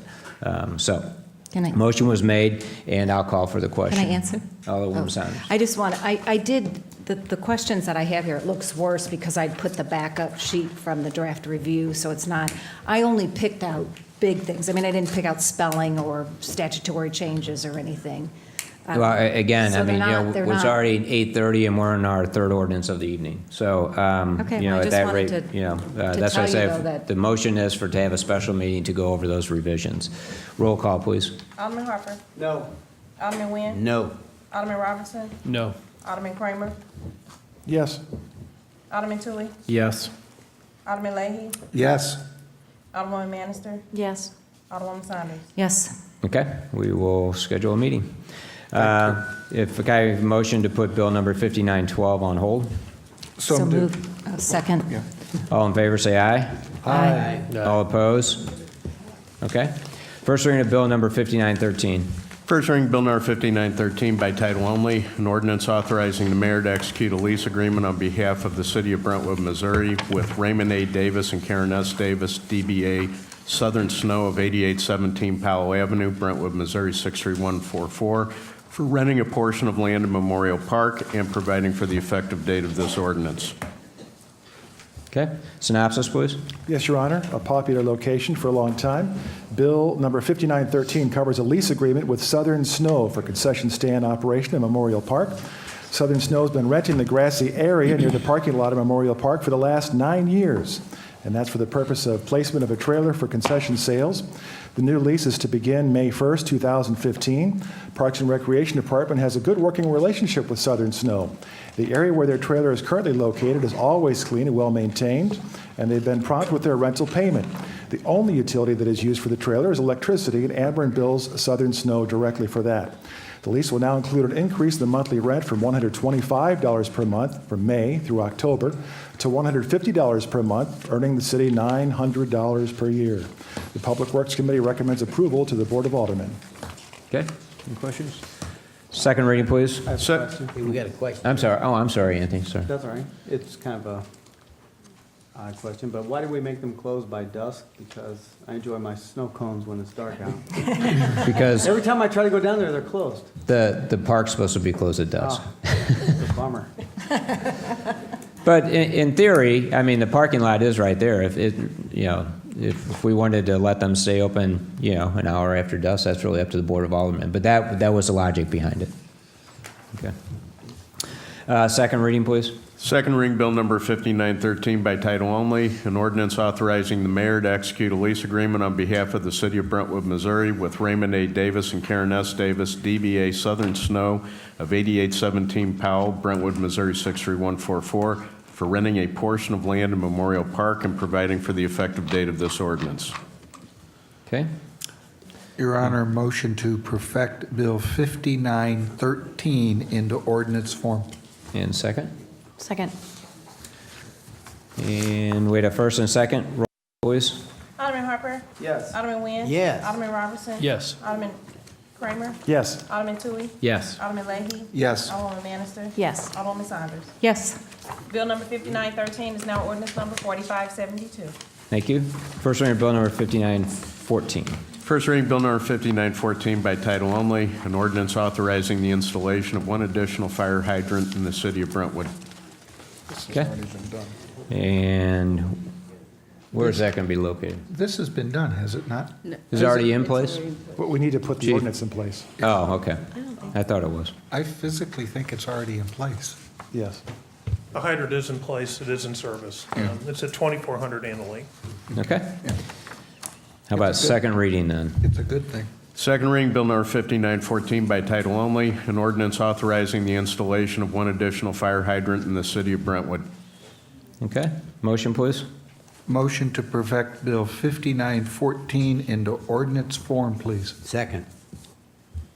Okay. Roll call. Alderman Harper? Yes. Alderman Nguyen? Yes. Alderman Robertson? Yes. Alderman Kramer? Yes. Alderman Tui? Yes. Alderman Leahy? Yes. Alderwoman Bannister? Yes. Alderwoman Saunders? Yes. Bill number 5914 is now ordinance number 4573. Thank you. First reading of bill number 5915. First reading Bill number 5915 by title only, an ordinance of the city of Brentwood, Missouri authorizing the mayor and/or city administrator to execute the attached supplemental agreement number 1 to the engineering services contract for STP 5438-608 Litzinger Road Improvements Project. Okay. Synopsis, please.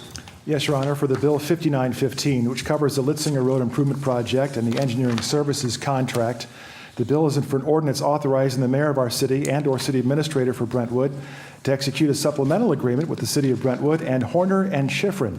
That's in the amount of $9,643.03. The initial agreement with Horner Schifrin was approved by Ordinance 4538 and authorized design services not to exceed $201,037.50. As the design of the project has progressed, utility coordination has required more effort than originally anticipated. Based on this original time and effort, Horner and Schifrin has requested a supplemental agreement. The agreement requests an additional $9,643.03 for total design phase cost of $210,680.53. No additional funding is required. The request only shifts where the previously approved funds would be spent. Our Public Works Committee has reviewed and recommended approval of Bill 5915. Okay. Any questions? Second reading, please. Second reading Bill number 5915 by title only, an ordinance of the city of Brentwood, Missouri authorizing the mayor and/or city administrator to execute the attached supplemental agreement number 1 to the engineering services contract for STP 5438-608 Litzinger Road Improvements Project. Okay. We have a motion. Motion to perfect Bill 5915 into ordinance form, sir. Okay. And a second. Second, Your Honor. We had a first and a second. Roll call, please. Alderman Harper? Yes. Alderman Nguyen? Yes. Alderman Robertson? Yes. Alderman Kramer? Yes. Alderman Tui? Yes. Alderman Leahy? Yes. Alderwoman Bannister? Yes. Alderwoman Saunders? Yes. Bill number 5915 is now ordinance number 4574. Thank you. First reading of bill number 5916. First reading Bill number 5916 by title only, an ordinance amending Chapter 13 of the Revised Code of Ordinances of the City of Brentwood, Missouri by deleting Sections 13-250 to 13-260 of Article 12 as it relates to regulation of smoking in public and workplaces, and enacting in lieu thereof new Sections 13-250 to 13-260 to Article 12, providing for the current maintenance of this code, providing for the effective date of this ordinance, and providing for the repeal of all conflicting ordinances. Okay. Synopsis, please. Yes, Your Honor. Bill 5916 covers e-cigarettes. The passage of this ordinance, the use of e-cigarettes and vapor products would also be prohibited in public places and the workplace within the city of Brentwood. The initial regulation, ordinance number 4243, to prohibit smoking in public and workplaces, was passed and adopted by the City of Brentwood's Board of Aldermen on August 16th, 2010. Okay. Any questions? Question on this. Alderman Harper. I'm sorry. Tui. Don't ever make that mistake again. With this issue, do we have any study that the vapor actually pose a health risk to people? I mean, it seems to me one reason these come into play is because there's not the health risk, And the advantage, this has created some people to go from actually smoking the more unhealthy cigarettes to using these because they can smoke them inside. And now we're creating an environment where there's no advantage of smoking this, so people that have switched to a healthier alternative are now going to go to the actual cigarettes. Well, I don't know that they switch just so they could smoke inside a restaurant. I think they may have smoked because it may benefit their health. But I think nationally, there is no definitive study yet. A lot of recommendations are coming down that these have other negative aspects to them.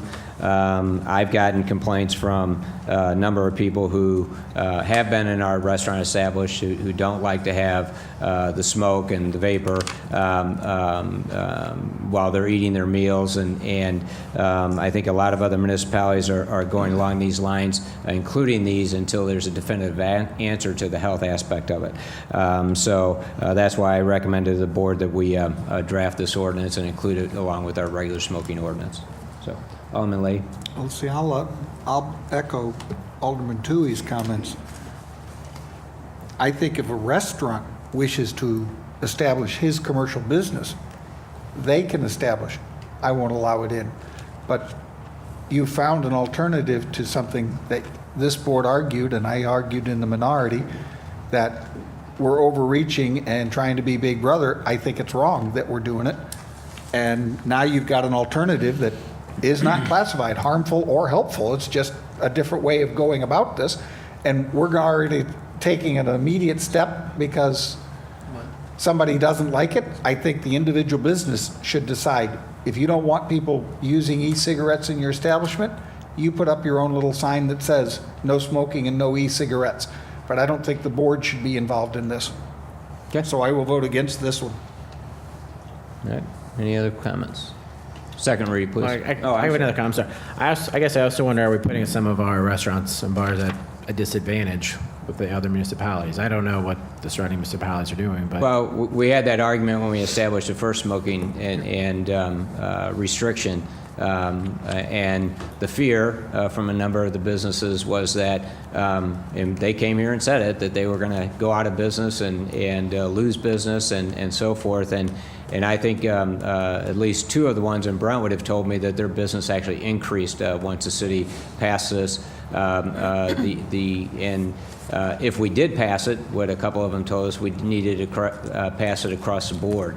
Again, an individual restaurant can't make certain restrictions that don't apply to the other restaurants. I mean, it sounds good in theory, but if one restaurant had banned it, they would lose a lot of customers with respect to regular cigarettes. So when we did it across the board, what we found was most of the restaurants, and I'll use O.B. Clark's as an example, they said that their business actually increased once we had the smoking restrictions in place. So that's just, okay. Second reading, please. Second reading, Bill number 5916 by title only, an ordinance amending Chapter 13 of the Revised Code of Ordinances of the City of Brentwood, Missouri by deleting sections 13-250 to 13-260 of Article 12 as it relates to regulation of smoking in public and workplaces and enacting in lieu thereof new sections 13-250 to 13-260 to Article 12, providing for the current maintenance of this code, providing for the effective date of this ordinance, and providing for the repeal of all conflicting ordinances. Okay. I would like to make one other comment. We were actually one of the first municipalities to initiate a smoking ban in St. Louis County. And obviously, the entire county followed suit later, so with a vote. Alderman Kramer? Your Honor, is there any modeling through the municipal league that we've looked to for this, or did the language is borrowed from? All we did was add this to our list of The definition of vapor products was added to the definition of smoking. Right. Okay. Okay. Do we have a motion, please? So moved. And second? Second. Any other questions? Roll call, please. Alderman Harper? No. Alderman Nguyen? Yes. Alderman Robertson? Yes. Alderman Kramer? Yes. Alderman Toohey? No. Alderman Leahy? No. Alderman Manister? Yes. Alderwoman Saunders? Yes. Bill number 5916 is now ordinance number 4575. Thank you. First reading of Bill number 5917. First reading Bill number 5917 by title only, an ordinance authorizing the mayor and/or city administrator to enter into and execute an agreement on behalf of the city of Brentwood, Missouri with X1 Contracting and providing for the effective date of this ordinance. Synopsis, please. XL, I'm thinking. It's XL, right? Bill number 5917, the sewer lateral repair services proposal. On May 19th, 2014, the City of Brentwood's Board of Aldermen approved Resolution 1010, the acceptance of the trenching policies and procedures. Part of the new policy and all the sewer laterals with excavation 12-foot or deeper need to be contracted out on an excavation contractor. Our Public Works Committee has reviewed and recommended approval to the Board of Aldermen of Bill 5917. Okay, thank you. Any questions? What, do you have the numbers of the bids between, because the other one was, The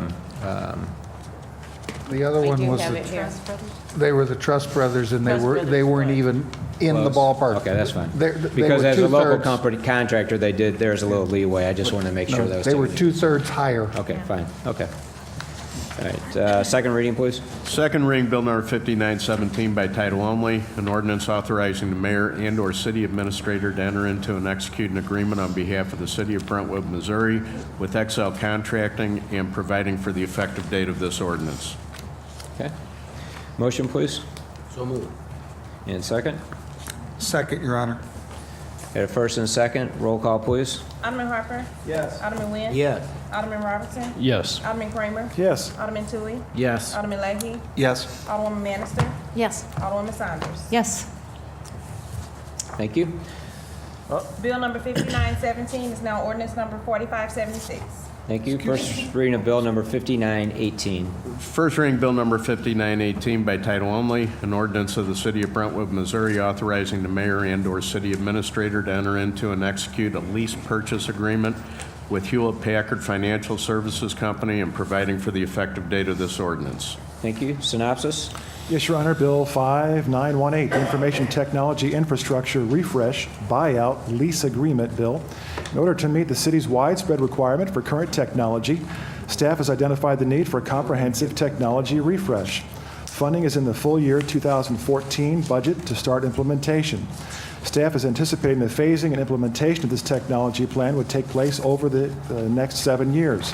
By consolidating the purchases into a larger acquisition, City of Brentwood staff was able to meet price point discount requirements and obtain the equipment via a 5-year lease with annual payments of $41,706.11 per year. This item will be purchased in the Missouri state contract, which means the city does not have an issue with requests for proposals for the purchase. Our Ways and Means Committee has reviewed and recommended approval of Bill 5918. Thank you. Any questions? Second reading, please. Second reading Bill number 5918 by title only, an ordinance of the city of Brentwood, Missouri authorizing the mayor and/or city administrator to enter into and execute a lease purchase agreement with Hewlett-Packard Financial Services Company and providing for the effective date of this ordinance. Okay. We have a motion? Motion to perfect Bill 5918 into ordinance form. And second. Second, Your Honor. Got a first and second. Roll call? Alderman Harper. Yes. Alderman Nguyen. Yes. Alderman Robertson. Yes. Alderman Kramer. Yes. Alderman Tui. Yes. Alderman Leahy. Yes. Alderwoman Bannister. Yes. Alderwoman Saunders. Yes. Bill number 5918 is now ordinance number 4577. Your Thank Honor, you. if I Can I have a motion to put Bill number 5919 on hold? This is subject to the public hearing tonight. Can I back us up one? Oh, sure. I'm sorry. If it's appropriate, Ms. Bola, I'd like to thank Robin for a good job. Thank you for making it possible. Okay. Thank you. Again, can we have a motion to put Bill number 5919 on hold? So moved, Your Honor. And second. Alderman Saunders? I just had a question on that. So when we revise the code, is this going to be the new code or the old code? What's that? This signage? Well, that would be added, it would be added, if we had adopted the code book tonight, then that would be added the next time. It would Okay, be these changes enforceable. would be in there. Okay, and then I just have, since it's getting revisited, I had one question, that section 19-13 illuminated signs, and it says no sign shall have blinking, flashing, fluttering, or other illuminating device. I also wanted to know what scrolling is included in that. I'm not sure who answers that. I think it is. I think it restricts all lighted signs. Okay, but scrolling isn't specified in there. Do you know what I mean as far as, and maybe it is. and It maybe I is just missed covered, it. if you'll bear with me for a second. It was You can wait when you're checking the others, it's fine. And it's also discussed in the definition of animated sign, Mhm. which is a specifically prohibited sign as well, where it Okay. talks about any sign that's designated to use movement or change of lighting to depict action or create a special effect or scene. Okay. So that would be covered under Okay, there. I just wanted to make sure. Thank you. Okay. So do we have a first and a second? All in favor, say aye. Aye. All opposed, motion carries. First reading of bill number 5920, please. First reading Bill Number 5920 by title only, an ordinance granting amended site plan approval to Zyquad for exterior renovation of an existing building and related site improvements of property numbered 2921 South Brentwood Boulevard, which permits under the provisions of Chapter 25 of the Brentwood City Code of Ordinances the development of that site, providing the conditions of such development, and providing for the effective date of this ordinance. Okay.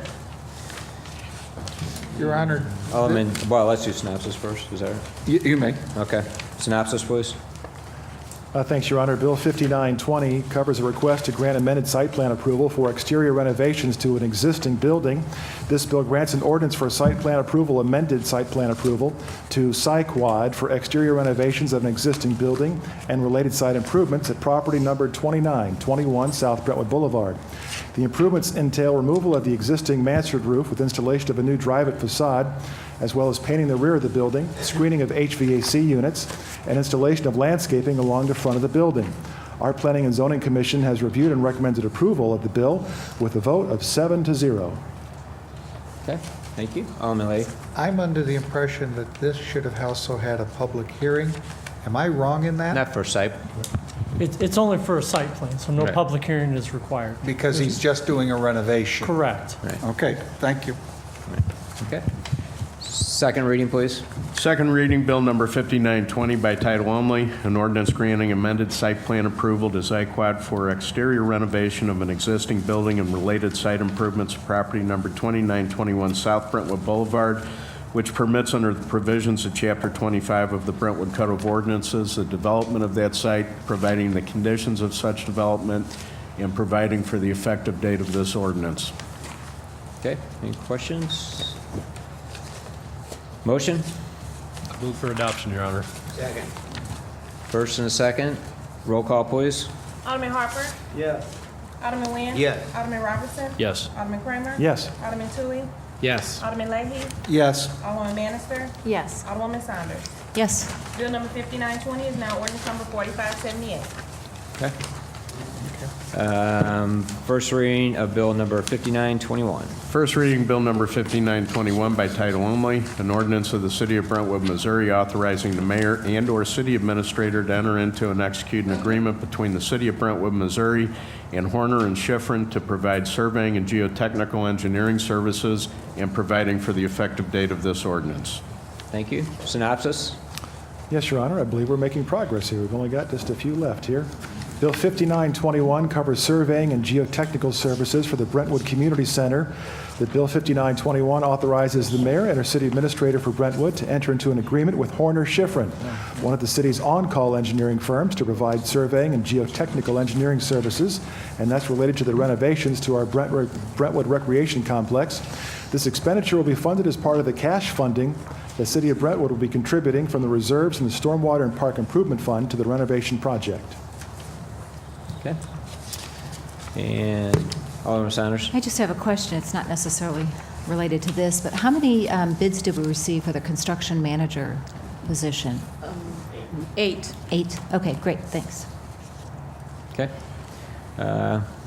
Second reading? Second reading Bill Number 5921 by title only, an ordinance of the City of Brentwood, Missouri authorizing the mayor and/or city administrator to enter into and execute an agreement between the City of Brentwood, Missouri and Horner and Schifrin to provide surveying and geotechnical engineering services and providing for the effective date of this ordinance. Okay. We have a motion, please? Motion to perfect Bill 5921 into ordinance form. And second? Second, Your Honor. Thank you. We have first and second. Roll call, please. Alderman Harper? Yes. Alderman Nguyen? Yes. Alderman Robertson? Yes. Alderman Kramer? Yes. Alderman Tui? Yes. Alderman Leahy? Yes. Alderwoman Bannister? Yes. Alderwoman Saunders? Yes. Bill number 5921 is now ordinance number 4579. Thank you. First reading of Bill number 5922.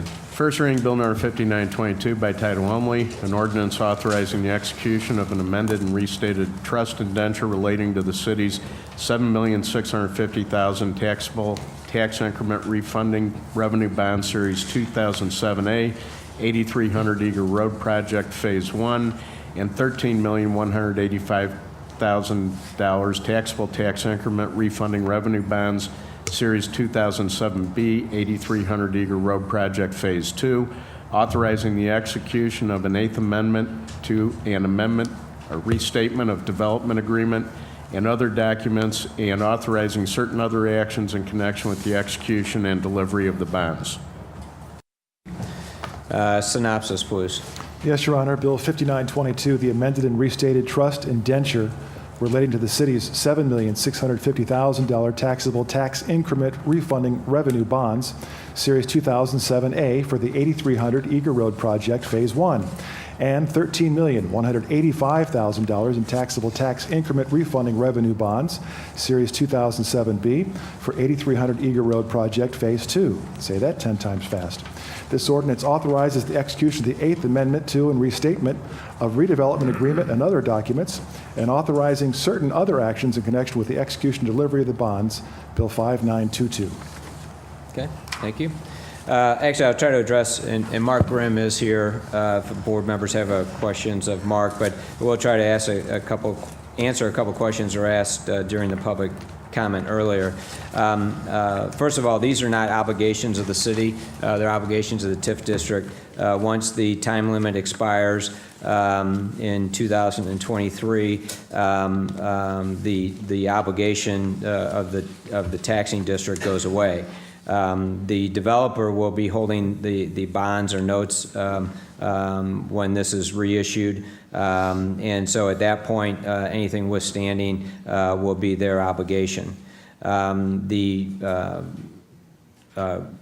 I guess the other question was, with respect to the amount that we're contributing, that is solely from revenues generated by that project. Again,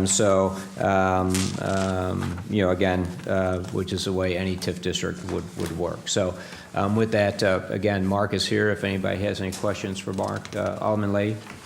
Mark, all of this relates to the settlement agreement. Has all three parties now gotten on the same page? Please say yes. Well, I'll answer yes. Yes, with respect to your first question, that this is intended to implement the settlement agreement. I've not had any direct communication with Compass Bank and its counsel. I've been told by the Developers Council that Compass Bank is on board with this, but I can't tell you. I have no firsthand knowledge of that. Pat, can you answer the question? Or I haven't. I go through Mark. So, yeah, I mean, it's, this is the phase we're at. The reality of it is if this, they do have commitment from a bank to finance this for them, the developers do. If for some reason this doesn't move forward, the trial date is set for November 3rd. So, But to your first question about all on the same page, I guess, is how you phrase it. Yes, sir. I will say, we've been on page since the beginning. Yes. We've been ready, and the city has been, we have honored our obligations with respect to the settlement and have been and are ready to proceed with that agreement. So, I'm sorry. If we pass this evening, does that put us in a vulnerable position if the other two parties aren't on the same page with us yet? No, we need to pass this so that, one, Mark can complete the document so that costings it's and all so of it. close. Right. Yeah, and again, as you know, we're not your litigation counsel, as Thompson Coburn, and certainly you've got a city attorney who can advise you, but I believe, and I think Frank would tell you as well, that we believe that we don't think this ordinance hurts the city. We think it affirms, as the mayor says, that the city is once again ready to implement the settlement agreement to which it agreed 2.5 years ago, and that I will tell you, I think that from my observation, the developer and the bank have never been closer to settling than they are now, based on emails I've seen. Okay. Alderman Saunders, did you have a question? Yes. First of all, Karen's question, with other TIFs that I just don't recall, is the stormwater tax, the sales tax, all of that is part of that top 50%. Is that all calculated normally?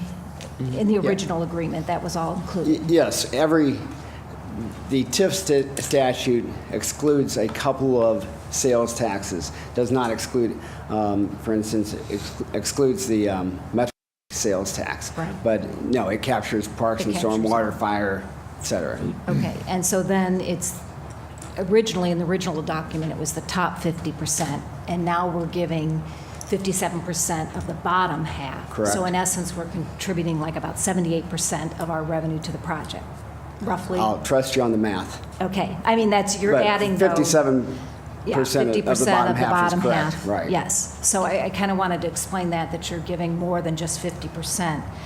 I thought this was supposed to be, we'd already executed, voted to for the 8th reamendment agreement, and now we have a new 8th reamendment agreement before us. And I thought the developers were supposed to give, first of all, they were going to give $4 million in the initial settlement, and then with the stay of execution, it was down to $2 million. But in seeing these bonds, they're not reduced by $2 million. They're the same issuance as from 2007. These documents reflect exactly what the agreement to stay litigation set forth. And that agreement was approved by the Board of Aldermen in January, and it was approved by the developer, approved by the banks, and approved by UMB Bank as trustees. So these documents are precisely set forth the business deal that everybody agreed to in January. Okay, because when they put the $1 million on deposit, I thought that was then supposed to go to reduce the bond issuance. Well, no, actually it didn't. It reduced the amount that was held by Compass Bank, but that money would then, or the obligation would then run to the developer. So the developer would get $1 million worth of bonds. So the developer put up $1 million to Compass and got $1 million of bonds back. Okay. So it didn't change the outstanding principal amount. Right. Okay, and so the outstanding has remained the same since 2007, so we never really. Well, it's nothing was changed a little going bit, to- but so it's gone down slightly, but only slightly. But not much has gone to principal, I Correct. guess, in that time frame, and then we have the default interest rate. So now, are these bonds are they like 10-year, 8-year?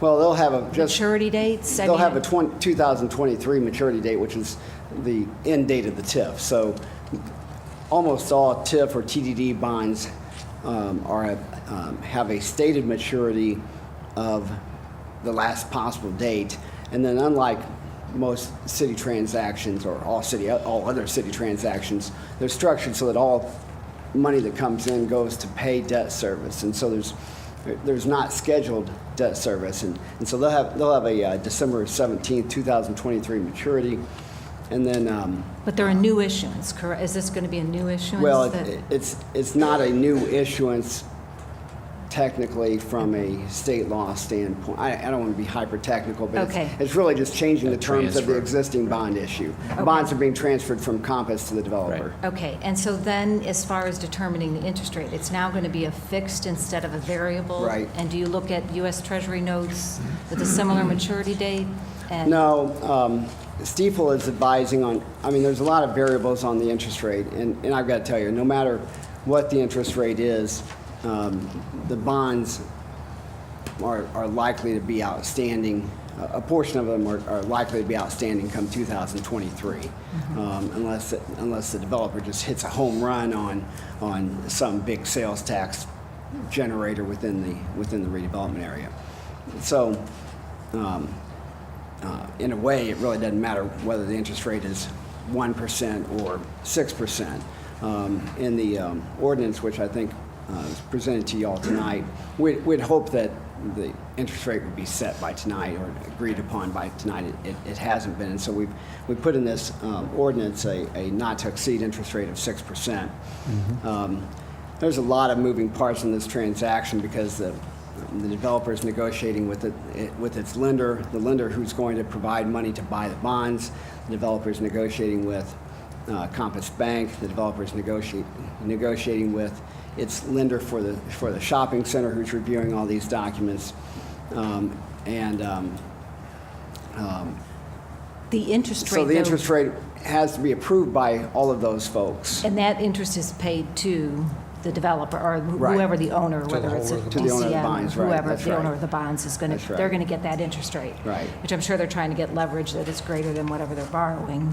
They're trying to get a matching of the interest rate to the borrowing costs, frankly, so that there's no negative tax impact, to make it as tax efficient as possible. And so I will tell you that it won't be any higher than their borrowing rate on the loan on the loan that they're getting to buy the bonds. It won't be any higher than that, and it quite possibly will be lower. Okay, and then also, there was somewhere, and I don't have it handy, but it says here basically that the city has to oblige refinancing these bonds again if the developer asks. Yeah, I think it says that the city will reasonably consider or something to that It effect. seems so restrictive in the fact that they're telling us what to do as opposed to if it's benefit to us, we should. Well, in my mind, that's what that means. I think when we say, well, reasonably cooperate, that means that if the city finds it in the city's best interest to do so, and if the terms are acceptable, then you do Okay, it. but we can choose. Yeah, I mean, you got to decide whether the terms are acceptable to the city. I mean, it's always going to be subject to. And that's pretty much approval. standard in a lot of these Okay. documents, isn't it, Mark? Yeah. Yeah. Okay, thank you. Alderman Lay. Mark, I'm going to go backwards, and I apologize because I just can't picture what I'm doing here. We passed this agreement this evening. It goes to the other parties to sign off on also. If something falls apart between now and the November 3rd date, this then doesn't take effect, or it takes effect upon the third person signing it? Well, I think we're going to send it to to the developer, and then the city will sign the thing if it looks like the deal is going to close. And I neglected to answer Alderwoman Saunders' question about the Eighth Amendment. The Board of Aldermen previously approved an Eighth Amendment, but it was never fully executed. And so there was never and so in order to eliminate confusion about, and I know there's still some confusion, but in order to eliminate confusion about, well, where is this, if we jump to a ninth, then there would be a question, well, where's this Eighth Amendment that was never executed, because nobody keeps copies of stuff that's not signed. And so that's why even though the board had approved an Eighth Amendment previously, we stuck with Eighth Amendment to the redevelopment agreement. So I apologize. But in this, we work this through. My problem is I've got that unknown variable of getting all three parties. Right. I'm leery of passing this, getting it all signed, and then have things still fall apart on us on November the 3rd. Yeah. Now, at that point, the honor says, hey, you know what? We're all going into the courtroom. We're going to haggle this thing out. But I don't want to have something where we're committed to something where they're. We are already well- committed by the settlement agreement. Yeah, We're like I not said, doing anything But we different. haven't activated any of the Well, settlement agreement until This all just three allows parties. for the other parties to finish their obligation. Yeah, this- We're not, Okay. This authorizes really, the primary purpose of this is the trust indenture doesn't, the original 2007 trust indenture didn't set out a fixed interest rate for the bonds. And so that's one of the key reasons that we needed to amend the trust indenture. So this authorizes the execution of the amended and restated trust indenture. I don't think this doesn't, from the city's standpoint, doesn't change any of the facts. It doesn't obligate the city to do anything that's not already obligated to do under the settlement agreement or the agreement to stay litigation. Doesn't change, doesn't change the fact that the city's escrowing this 57.65% or anything else. Alderman Saunders? And just one more, I don't quite understand the TDD revenues. And in general for that area, because like Maplewood had an excess TDD revenues for that Yeah. corridor TDD, and then there's a waterfall, isn't there, where that Hanley Road TDD, when we merged all the other ones, they're supposed to pay certain. But they're not in that. This isn't in the Hanley Road corridor TDD. Okay. And so when the Eager Road TDD was set up, the deal from the very beginning was that $230,000 per year from the TDD sales tax would be captured by the TIF, and the rest of the TDD sales tax would be paid over to the Eager Road TDD. So we've got this concept in here of the captured TDD revenues, and so that's that $230,000 a year, and then all the other, so the rest of the TDD sales tax goes over the Eager Road TDD, and then it just captures the other, the 50%. The rest of the money is TIF money. So it's basically TIF monies And the plus 230. $230,000 a year from the TDD. And can I just ask, I know this is a little bit off, but that Eager Road TDD, how long does that keep going or keep ticking? I mean, was that to pay for the garage or?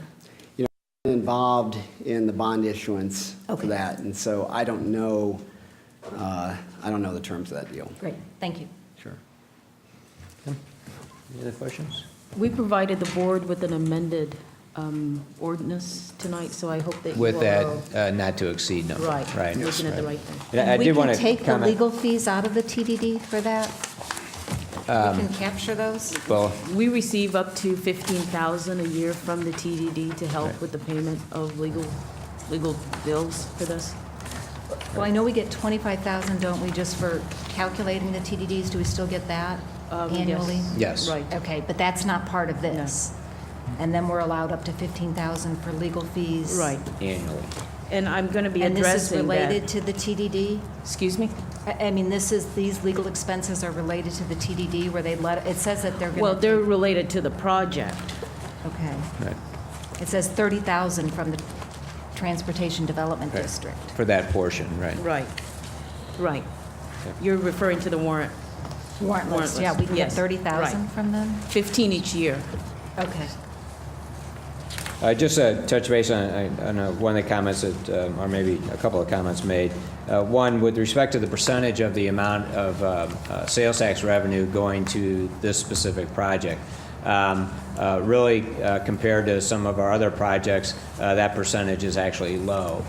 For instance, when we did the Promenade project, we actually contribute all of our sales tax revenue back to that project except for a flat fee of $300,000 a year.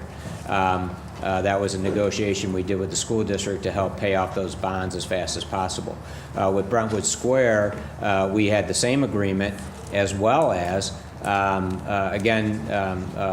we like to, and the Meridian project aside, be very conservative with our numbers with respect to the revenue generated. The agreement not only set a flat fee that we received in sales tax revenue from Brentwood Square, but any additional excess revenues above what our projections were we pass through to the other taxing districts, such as the school district, with respect to property taxes and additional sales tax. So that one was actually a higher percentage because we passed those other taxes through as well. So each one of these projects was a little bit different with that respect. The TDD with that flat fee of the 130 each half year, or was it 115 each half year, was really a negotiation because we wanted to make sure that we were getting enough from the TDD for our calculations of what the TIF would pay back.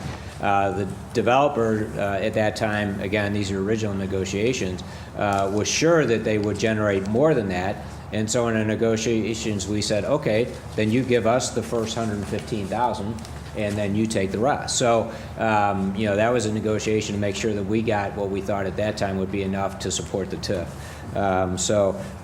You know, again, it's hard to remember all these things that happened. That negotiation was probably back in 2006 with respect to that TDD and the original issuance of these bonds. So,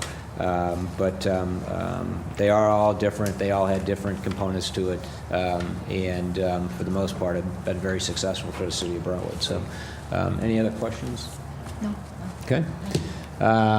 Do we have second reading, please? Second reading, Bill Number 5922 by title only, an ordinance authorizing the execution of an amended and restated trust indenture relating to the city's $7,650,000 taxable tax increment refunding revenue bonds, Series 2007A, 8300 Eagle Road Project Phase 1, and $13,185,000 taxable tax increment refunding revenue bonds, Series 2007B, 8300 Eagle Road Project Phase 2, authorizing the execution of an Eighth Amendment to and restatement of redevelopment agreement and other documents, and authorizing certain other actions in connection with the execution and delivery of the bonds. Okay. Any questions? I move for adoption, Your Honor. And second? Second. Okay. Alderman Lade. Can I clarify that we are voting on Bill 5922 amended? We've read 5922 Absolutely, yes. unamended. Yes. Let's make sure that we're voting on the one that we really do need to pass. Yeah, let's make sure we do that correctly. Can you I'll modify my Thank you. ordinance. And my second. Okay, thank Thank you. One other thing, again, with respect to the TDD costs for this project, there were more than ample TDD costs associated with this project that were funded through the TDD, including all the improvements, Eagle Road. This project, St. Louis County required to pay for the Eagle Road overpass over the Metrolink station, as well as the improvements in front of on Hanley Road, additional turn lane there. Also paid for the ability to have the bus turnaround and the purchase of the property from Home Depot so that the bus turnaround could go around the substation behind the garage instead of dropping off the pedestrians, which allowed them to drop the pedestrians off inside by the garage instead of on on the service road through the area. So there were more TDD eligible costs than this project generated in funds for the project. But was the garage part of this too? I'm sure part of the garage was, but I think if you total up all the other transportation costs, it probably exceeded the initial or the TDD So is that amount. paid though? Do we keep, how does that work? Are these costs paid? Well, I don't for? know how long the bonds were on that because again, we weren't involved in the actual TIF Okay. commission for that project. Typically, they're going to be somewhere between 20, 25, or 30 years. Okay. So, but I don't know the specifics for that one. So, okay, we had a first and second. Roll call, please. Alderman Harper? Yes. Alderman Nguyen? Yes. Alderman Robertson? Yes. Alderman Kramer? Yes. Alderman Toohey? Yes. Alderman Leahy? Yes. Alderwoman Manister? Yes. Alderwoman Saunders? No. My no is just because I didn't vote for the stay. Bill number 5922 is now ordinance number 4580. Okay, thank you. Resolution 1019, synopsis, please. Yes, Your Honor. Resolution 1019, the Healthy Communities for a Healthy Future resolution. The city would like to institute a healthy and sustainable food service guideline as part of the city's health and wellness goals for Let's Move, Cities, Towns, and Counties, LMCTC. LMCTC is a major component of First Lady Michelle Obama's comprehensive Let's Move program, which is dedicated to solving the childhood obesity epidemic within a generation, and a policy for healthy and sustainable food service guidelines aligned with the dietary guidelines for Americans is adopted for municipally owned venues that offer or sell food or beverages. It's needed to move forward with Goal 4, Model Food Service. This would apply to vending machines located in City Hall and the Brentwood Community Center. The Public Works Committee has reviewed and recommended approval of Resolution 1019. Okay. Is there a list of things that would be restricted over our current, do you know? And the reason I ask is because this had come down before, and some of the restrictions would have pretty much eliminated our vending machines unless we had, you know, fresh fruit and No, juice in there. there's no restrictions. The actual guidelines just talk that they want 50% of certain things. So as far as drinks, they want 50% at least of water, natural fruit juices, things like that. The other 50% can still be soda. Okay. Right. Same thing with candy, so I can still get my peanut butter cups every day as well. In Payday Bar? Right, exactly.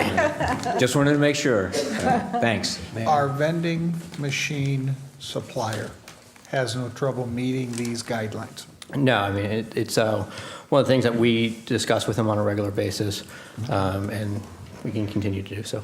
Thank you. Okay, thanks.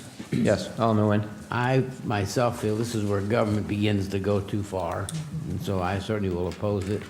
I think we can take care of without having to get the federal government involved. It always ends up costing you more than you realize, and when they start, they never quit.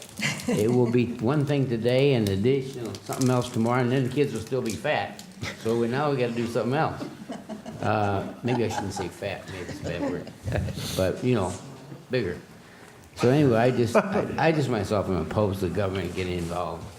Well, Lee, I'm actually kind of upset. I'm going to New York City for the first time in a couple weeks, and I won't be able to buy a large soda. It would be diet, I was anyway, so I'm sorry. Do we have a motion, please? I mean, I kind of agree. I don't like the government getting involved. I mean, I kind of look at this as just, we're supplying an alternative though, right?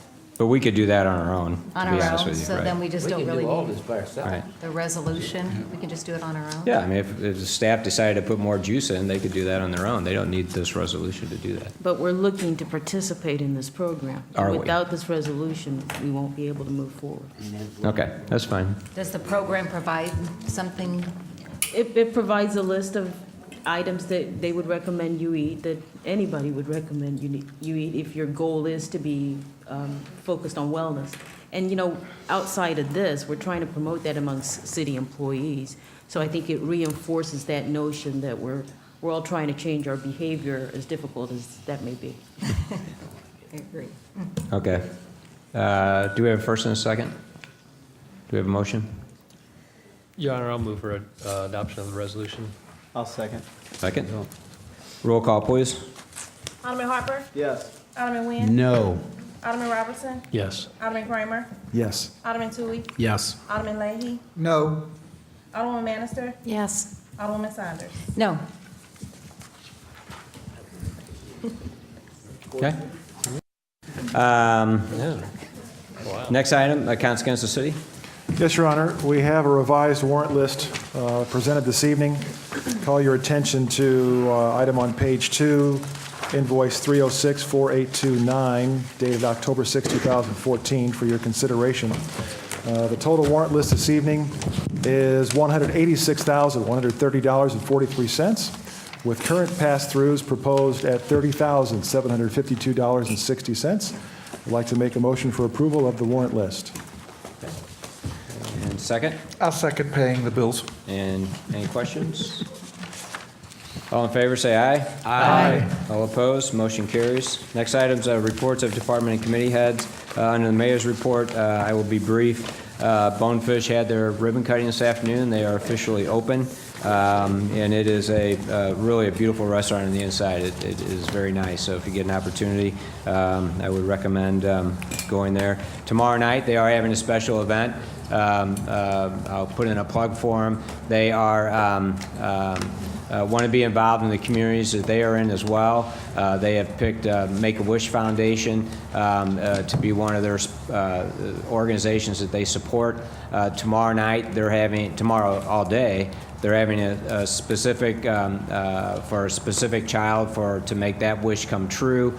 All of their proceeds tomorrow, both lunch and dinner, 50% of them go to the Make-A-Wish Foundation. Oh, wow. So if you have an opportunity and can go by there tomorrow, not only will you get to have a great meal, but it'd be for a good cause as well. So one other item that I think is on a lot of people's minds lately, and I just want to assure the board and the public, our public safety, both police and fire, the chiefs have been meeting on a regular basis, weekly basis, and keeping in communication, and I'm meeting with their counterparts in our surrounding municipalities on a weekly basis, and going over plans and reviews of any information, with respect to once a decision is made with the case from up in Ferguson. So they're doing their best to make contingency plans for how to handle anything that may come out of that court ruling. As well as they have been, both the chiefs have met with a number of our businesses that have had specific concerns. It was my suggestion that they meet with them one-on-one and address their concerns in person, and they have actually met with all of the businesses that had reached out to us with specific questions and concerns. So, hopefully it will be all for naught, but our public safety employees, all of them, from the top down, are doing their best to prepare for anything that might happen. So, with that, that's all I have for this. Alderman Lay, huh? Veterans Day. We're not having Veteran Day this year. I will actually be out of town on the 2nd of November, the next scheduled meeting. I don't know that we have anything pending for that meeting at this point, and I apologize when this happens, but to be quite frank, my daughter's running the New York Marathon, and I'm going to go watch her. So, I would actually entertain a motion to cancel our November 2nd meeting. I'll make that motion. And second? November? No, November, is it the 2nd or I 3rd? thought it was the 3rd. Thank you. The first Monday. Voting's So- on the 4th, so. Yeah. You're right. Third. Okay. So, and I will pre-vote, so. Mayor, okay. I slipped a sheet of paper next to you. Oh, yeah, we do have one other thing, too. So we had a first and second for the cancellation of the first November meeting. I just have the first, who was the second? Oh, Lee, Anthony Harper, or Alderman Harper and Alderman Nguyen. Roll call. Alderman Harper? Yes. Alderman Nguyen? Yes. Alderman Robertson? Yes. Alderman Kramer? Sure. Alderman Tui? Yes. Alderman Leahy? Yes. Alderwoman Manister? Yes. Alderwoman Saunders? Yes. Okay, thank you. I did have one other item. We did have a request that receive a request from a producer who would like to shoot some video this Thursday for Rawlings baseball manufacturing equipment down at our Brentwood Park. They're going to be down there early in the morning. We're going to light the fields for them. They'll be down there at 6 o'clock to take some pictures for some promotional work they're doing, as well as they want to be there when the sun comes up. They're using diamond number 1 for some of their photo opportunities. So I just wanted to let the board know that unless there's any big objections to it, they will be down there if they get a call why the lights were on so early. Alderman Leahy? This is just photo shooting, because Yes. you're looking at also doing some of the streets over there that way. And they'll be strictly in the park, In just the park. photos, right? But the noise from there won't disturb There them. should be. No. Thank you. Yeah, Minimum. it should be very minimal. Yeah. So, okay, all right. And next item, Public Safety Committee, No report. Public Works Committee, No report as well, Your Honor. Director of Planning, anything further? No report, Your Honor. Okay. Ways and Means Committee, Yes, Your Honor, we're looking to schedule our next meeting before November 11th, between now and November 11th. We can't do it that day because will be closed that day for Veterans Day, but we'll hopefully get that schedule out soon. okay. As Chairman of Ways and Means, and you were in favor of having this special meeting for the recodification, which to be quite frank, I'm not really interested in. I'm ready to proceed with the recodification, so I would ask if you would want to take over that endeavor and have those discussions. Again, any of the final decisions for the changes would have to come back to the board before that to happen. So maybe along with Ways and Means, if you want to schedule other times with that meeting or schedule another meeting for that. I am going to request that has to be done. We need to get that done by our first meeting in December. We just need to proceed with that. Shouldn't we just do it at the board level? I mean, since the changes are going to have to come anyway to the board level? Well, no, because I don't, again, seeing how other meetings like that have proceeded, I don't want to sit here for 4 hours and have those discussions. If it's something that needs to be addressed and changed, let's do it as a subcommittee and then bring it back to the full board.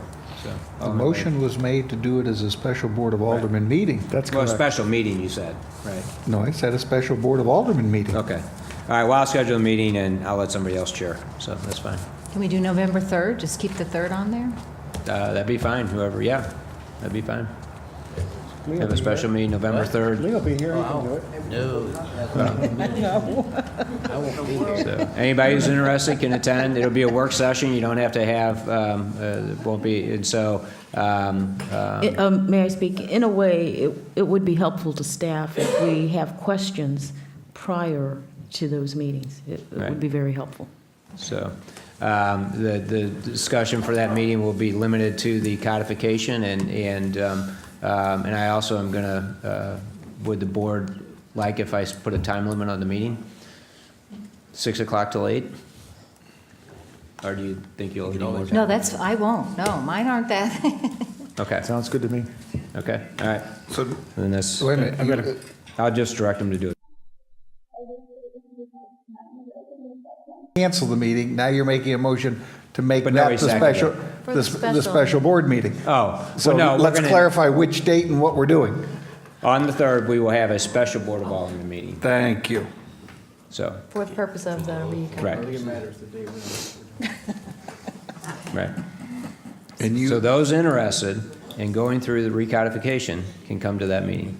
well, you still need a quorum. Yes, we do. It's a special Board of Alderman meeting. You still need a quorum. No, I'm talking about Board of Alderman. members? Oh, boy. Yeah. Well, yeah, you do. Yes. If you don't have enough, you can't meet. You can't have discussion. But that's going to be any meeting. I mean, I don't know that, how many people are in favor of actually going through the You had 5 votes to make it a favorable motion. That's okay, then those 5 need to show up. Well, I will be out of town that day, so I won't be there. Okay. Your Honor, All right. if I may. Okay. I have submitted 3 pages of written request to draw the board's attention to issues in the code. I think it is important that we revise our code and bring it current. But at the same token, I think it's a full board that needs to participate in that action. I think just voting in a book and saying, here's the thing, and let staff work it through, or as we find errors or things that we want to change, pull them out and change them later. I don't think that's doing our job properly. Now, that's my opinion. So I would really like to encourage that we take it seriously. And I am not taking it seriously, Andy. well, We've been going through these revisions for almost 4 years. no, sir, we had 2 meetings total, all of which totaled up to 1 hour worth of effort. And I don't think that's fair in the last 3 years. The book's over 1,400 pages. It But we needs had- to be done properly. Yeah, and we had the consultant that did the recodification come and talk to the board and go through the changes. You had an opportunity there We to didn't ask get them. past page 3. We didn't even have the adopting ordinance. Right. Well, but you were talking about the changes. That's fine. Again, well, I'm not going Ready. to. It's ridiculous. I'm ready. Okay. We'll schedule a special meeting to go through that. Okay. Skip the 3rd. I'll take care of it. So, Wait, so skip the 3rd? yeah. So it's not on the 3rd? No. Okay. Nothing's on the 3rd, right? Nothing's on the 3rd. We'll figure something out. So, okay. Ways and Means, City Attorney, No report, Your Honor. City Clerk Administrator, No report, Your Honor. Library, Yeah, no report. I was thinking of something else. Municipal League, nothing to report, Historical Society. I want Fitzgerald, if he would help me out here, would you kind of go over that tea they're going to have with Historical Society? Sunday, November 16th. Sunday, November 16th, the Historical Society will have their tea party. Thank you. And then one thing I will say, after that last codification meeting, if you will remember, anybody who had changes or suggestions was supposed to submit those in writing to the city administrator. Did you receive any? From Yes, Correct. Okay. 3 pages I worth. just want to make sure. I didn't remember that, but I've got mine in writing now, so I'm ready. But that is right, isn't that right? Yes, and Again, it's I been- always it- like my discussion on the record. It's just the way I like to do business. Okay. It All was right. submitted to the city administrator, and all of you were copied on it. I can resubmit it I very agree. easily. I remember now, yeah, we Yeah. did get it. Okay, any unfinished business? Pat, one thing, Alderman Wood. where's it going to be held? Where's the tea? Where is it going to be? Brentwood Congregational. There Church. you go. Okay, thank you. Your Honor. Alderman Kramer. I forget which meeting we brought this up, but those who apparently placed a bet that Bonefish Grill would beat out Einstein Bagels were correct, and they did win money. But the question still begs, Einstein Bagels, do we have an update on that? Yeah, what is it? They've been working a little bit. They are making very slow Slow but deliberate progress in moving towards opening back up. Any target date at all? Not that I would know, I would say. Thank you. As soon as we have one, we'll share it with you, though. Speaking of delayed projects, could we send a letter to Chris, trying to think. Thornton, thank you. With respect to their project at White and Brentwood Safe Boulevard. And at this point, just to let them know that, we're happy that they're proceeding, but that they will need to go through the P&Z process again at this point. They will definitely need to. Right. Just so they understand that. We had given them a couple of extensions already, and I don't even think we're allowed to at this point, so. And then they come back with a list of 20 more. Okay. Any new business? No, I had one Oh, unfinished. okay. I received another call regarding the whiteboards down at the Manchester Road, Hanley intersection. The individual wants them removed or updated. Do we have any? Well, I mean, I don't know that there's any violation that they have that up there. I guess we could check on that. There has been no violation. Right. I think we've heard from an individual or two, and they just prefer that it be removed. Right. But there's nothing wrong with it. When graffiti shows up, we have them remove it. So other than just a preference, I'm not sure that there's any code violation with it being up there. And I'm sure the owners of the property would probably not do something that we would request, and that because it would cost them money at this point, especially since we turned down a project for somebody that was interested in buying the property about 6 months ago. Okay. I just wanted to relay it. I'm just saying, Oh, my God. so, Sure. but. The request to address the boards was brought before Public Works. About a year ago or so. And Public Works agreed that we would allow them to Exactly. remain. Okay, that's fine. That's correct. Well, And I think. I'm I not don't know aware there's that we've anybody- made any other discussion to change We that. have not. I don't know that we have any ability to tell them to remove it. Under the codes, you do have a limitation with a pending project for the segregation Okay. and routing up.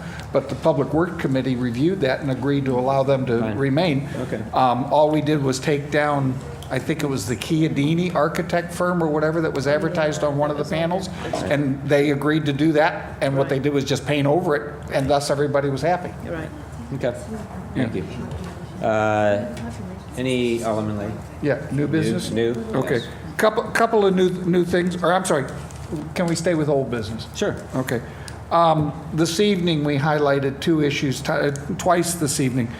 The synopsis has been written because some action was taken at the committee level as to recommending an approval or whatever. Most of the time in the committee meetings, the motion is to move the action to the whole board. It doesn't necessarily come through as a representation of approval or refusal of something. So if we write the synopsis, can we at least reflect that type of action? That it was not a unanimous? No, no. No, just that that it's the not an motion was- approval of the action, Oh. it's a movement of the action Sure. from committee to board. Because the committee could theoretically not move it to the Board of Aldermen. Yeah. And really, that's what the motion should be Okay. at that point. Yeah. Yes, right. That's right. Thank you. Okay, New business, if I may. absolutely. Couple of things going on. The Ward 3 meeting for the month of October will take place October the 28th, Tuesday night, at 7 p.m. here. All are welcomed. More importantly, Friday night, a week from this week, is Halloween on the 31st. Lots of kids hopefully will be out because it's a weekend. Please be careful. They're excited, but I want to make sure that we don't have anybody getting hurt and that it is a fun thing for everybody. November the 4th is Tuesday. It is a national election. Please come out and participate. It is a good thing to do. And although the city is not participating in hosting a Veterans Day program, it is a good thing to recognize a veteran in your neighborhood. Take them to lunch. Tell them thank you for their service. Okay, thank you, Your Honor. Thank you. Any other unfinished business or new business? If anybody would like to address the Board of Aldermen, please come forward and give us your name and address.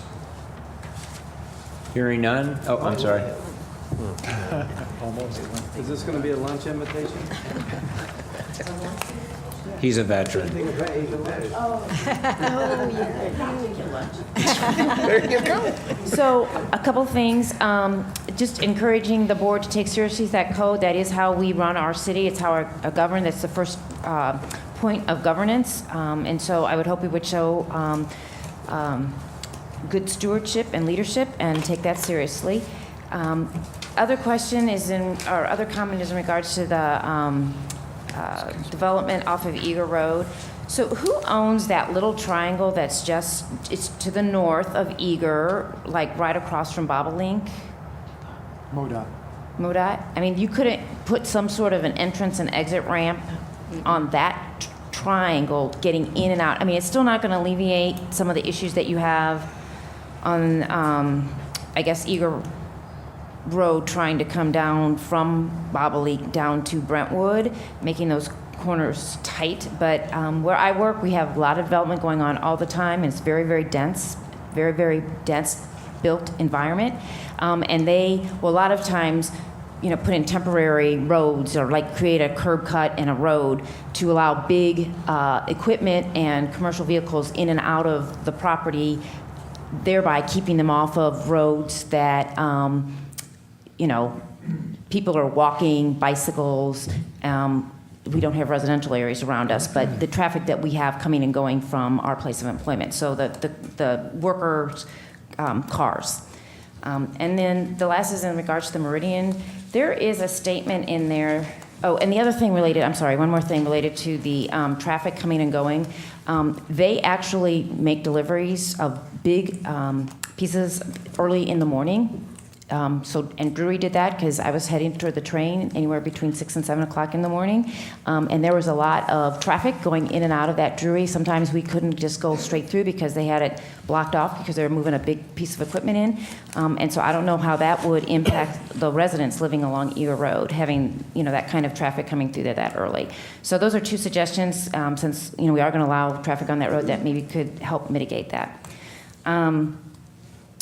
So in the Meridian Agreement, there's a statement, and it's in the actual 8th Amendment, but it says that the city agrees that until ERA North's obligations under the region's loan agreement are satisfied in full, the city shall not, without the prior written consent of bank, amend or modify the 8th Amendment.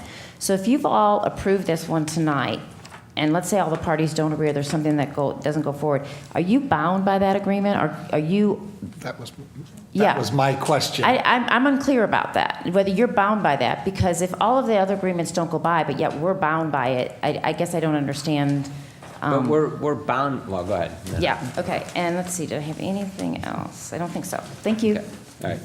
I'll address that one first. We're bound to do that right now by the settlement agreement that we've entered into in the court. All we're doing is putting those official documents in place so that the developer can close on the project. We agreed to that through arbitration and through the courts back in, and signed those documents back in September of 2011.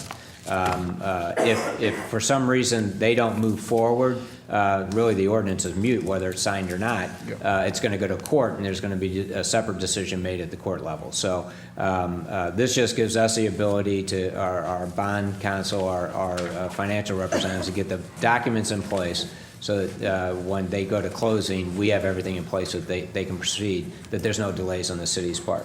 With respect to, if I understand the piece of property that you're talking about for entrances into their project, the other concern there would be the fact that there's another whole piece of parcel of property between that wedge and where this development project. There's a whole another site. I'm not going to guess how big it is. Talking about, that's the Town and Country Apartments parcel. Right. Well, that's owned by Town and Country. There is a little piece that's owned by MoDOT as well, but they would have to, again, get agreements from those property owners to construct a road across there in order to do that. And I don't know that I've ever seen that kind of I asked the agreement city before. of Richmond Heights, and I don't know whether they had pursued it, but they said that MoDOT wouldn't be in support of doing something like that. Right. I do want to add, on Eager, there already are some curb cuts in existence from the old project, so they could quickly get off of Eager and onto the property. So they could actually exit, and I've actually talked to Ed Pollock about that, and he supported the idea of basically being on Eager as little as possible. So I think the developer is more than willing to work with us and be a good neighbor. Right. I agree. Okay. Your Honor. Alderman Kramer. Just a quick clarification, and I think Bola is correct. The research that I did regarding that particular possible road, and Alderman Leahy and I spoke about this, it's actually the FHA that governs MoDOT, and my understanding is that for the federally funded highway, which is adjacent there, to have a special road to come and go from there, because to take it all the way down to Brentwood Boulevard would not be possible, would require FHA giving MoDOT permission to give the developer permission to do that, and the FHA would not do that. Okay. That's what I've been told. We have a motion to adjourn. Second, Your Honor. All in favor, say aye. Aye. All opposed, we are adjourned.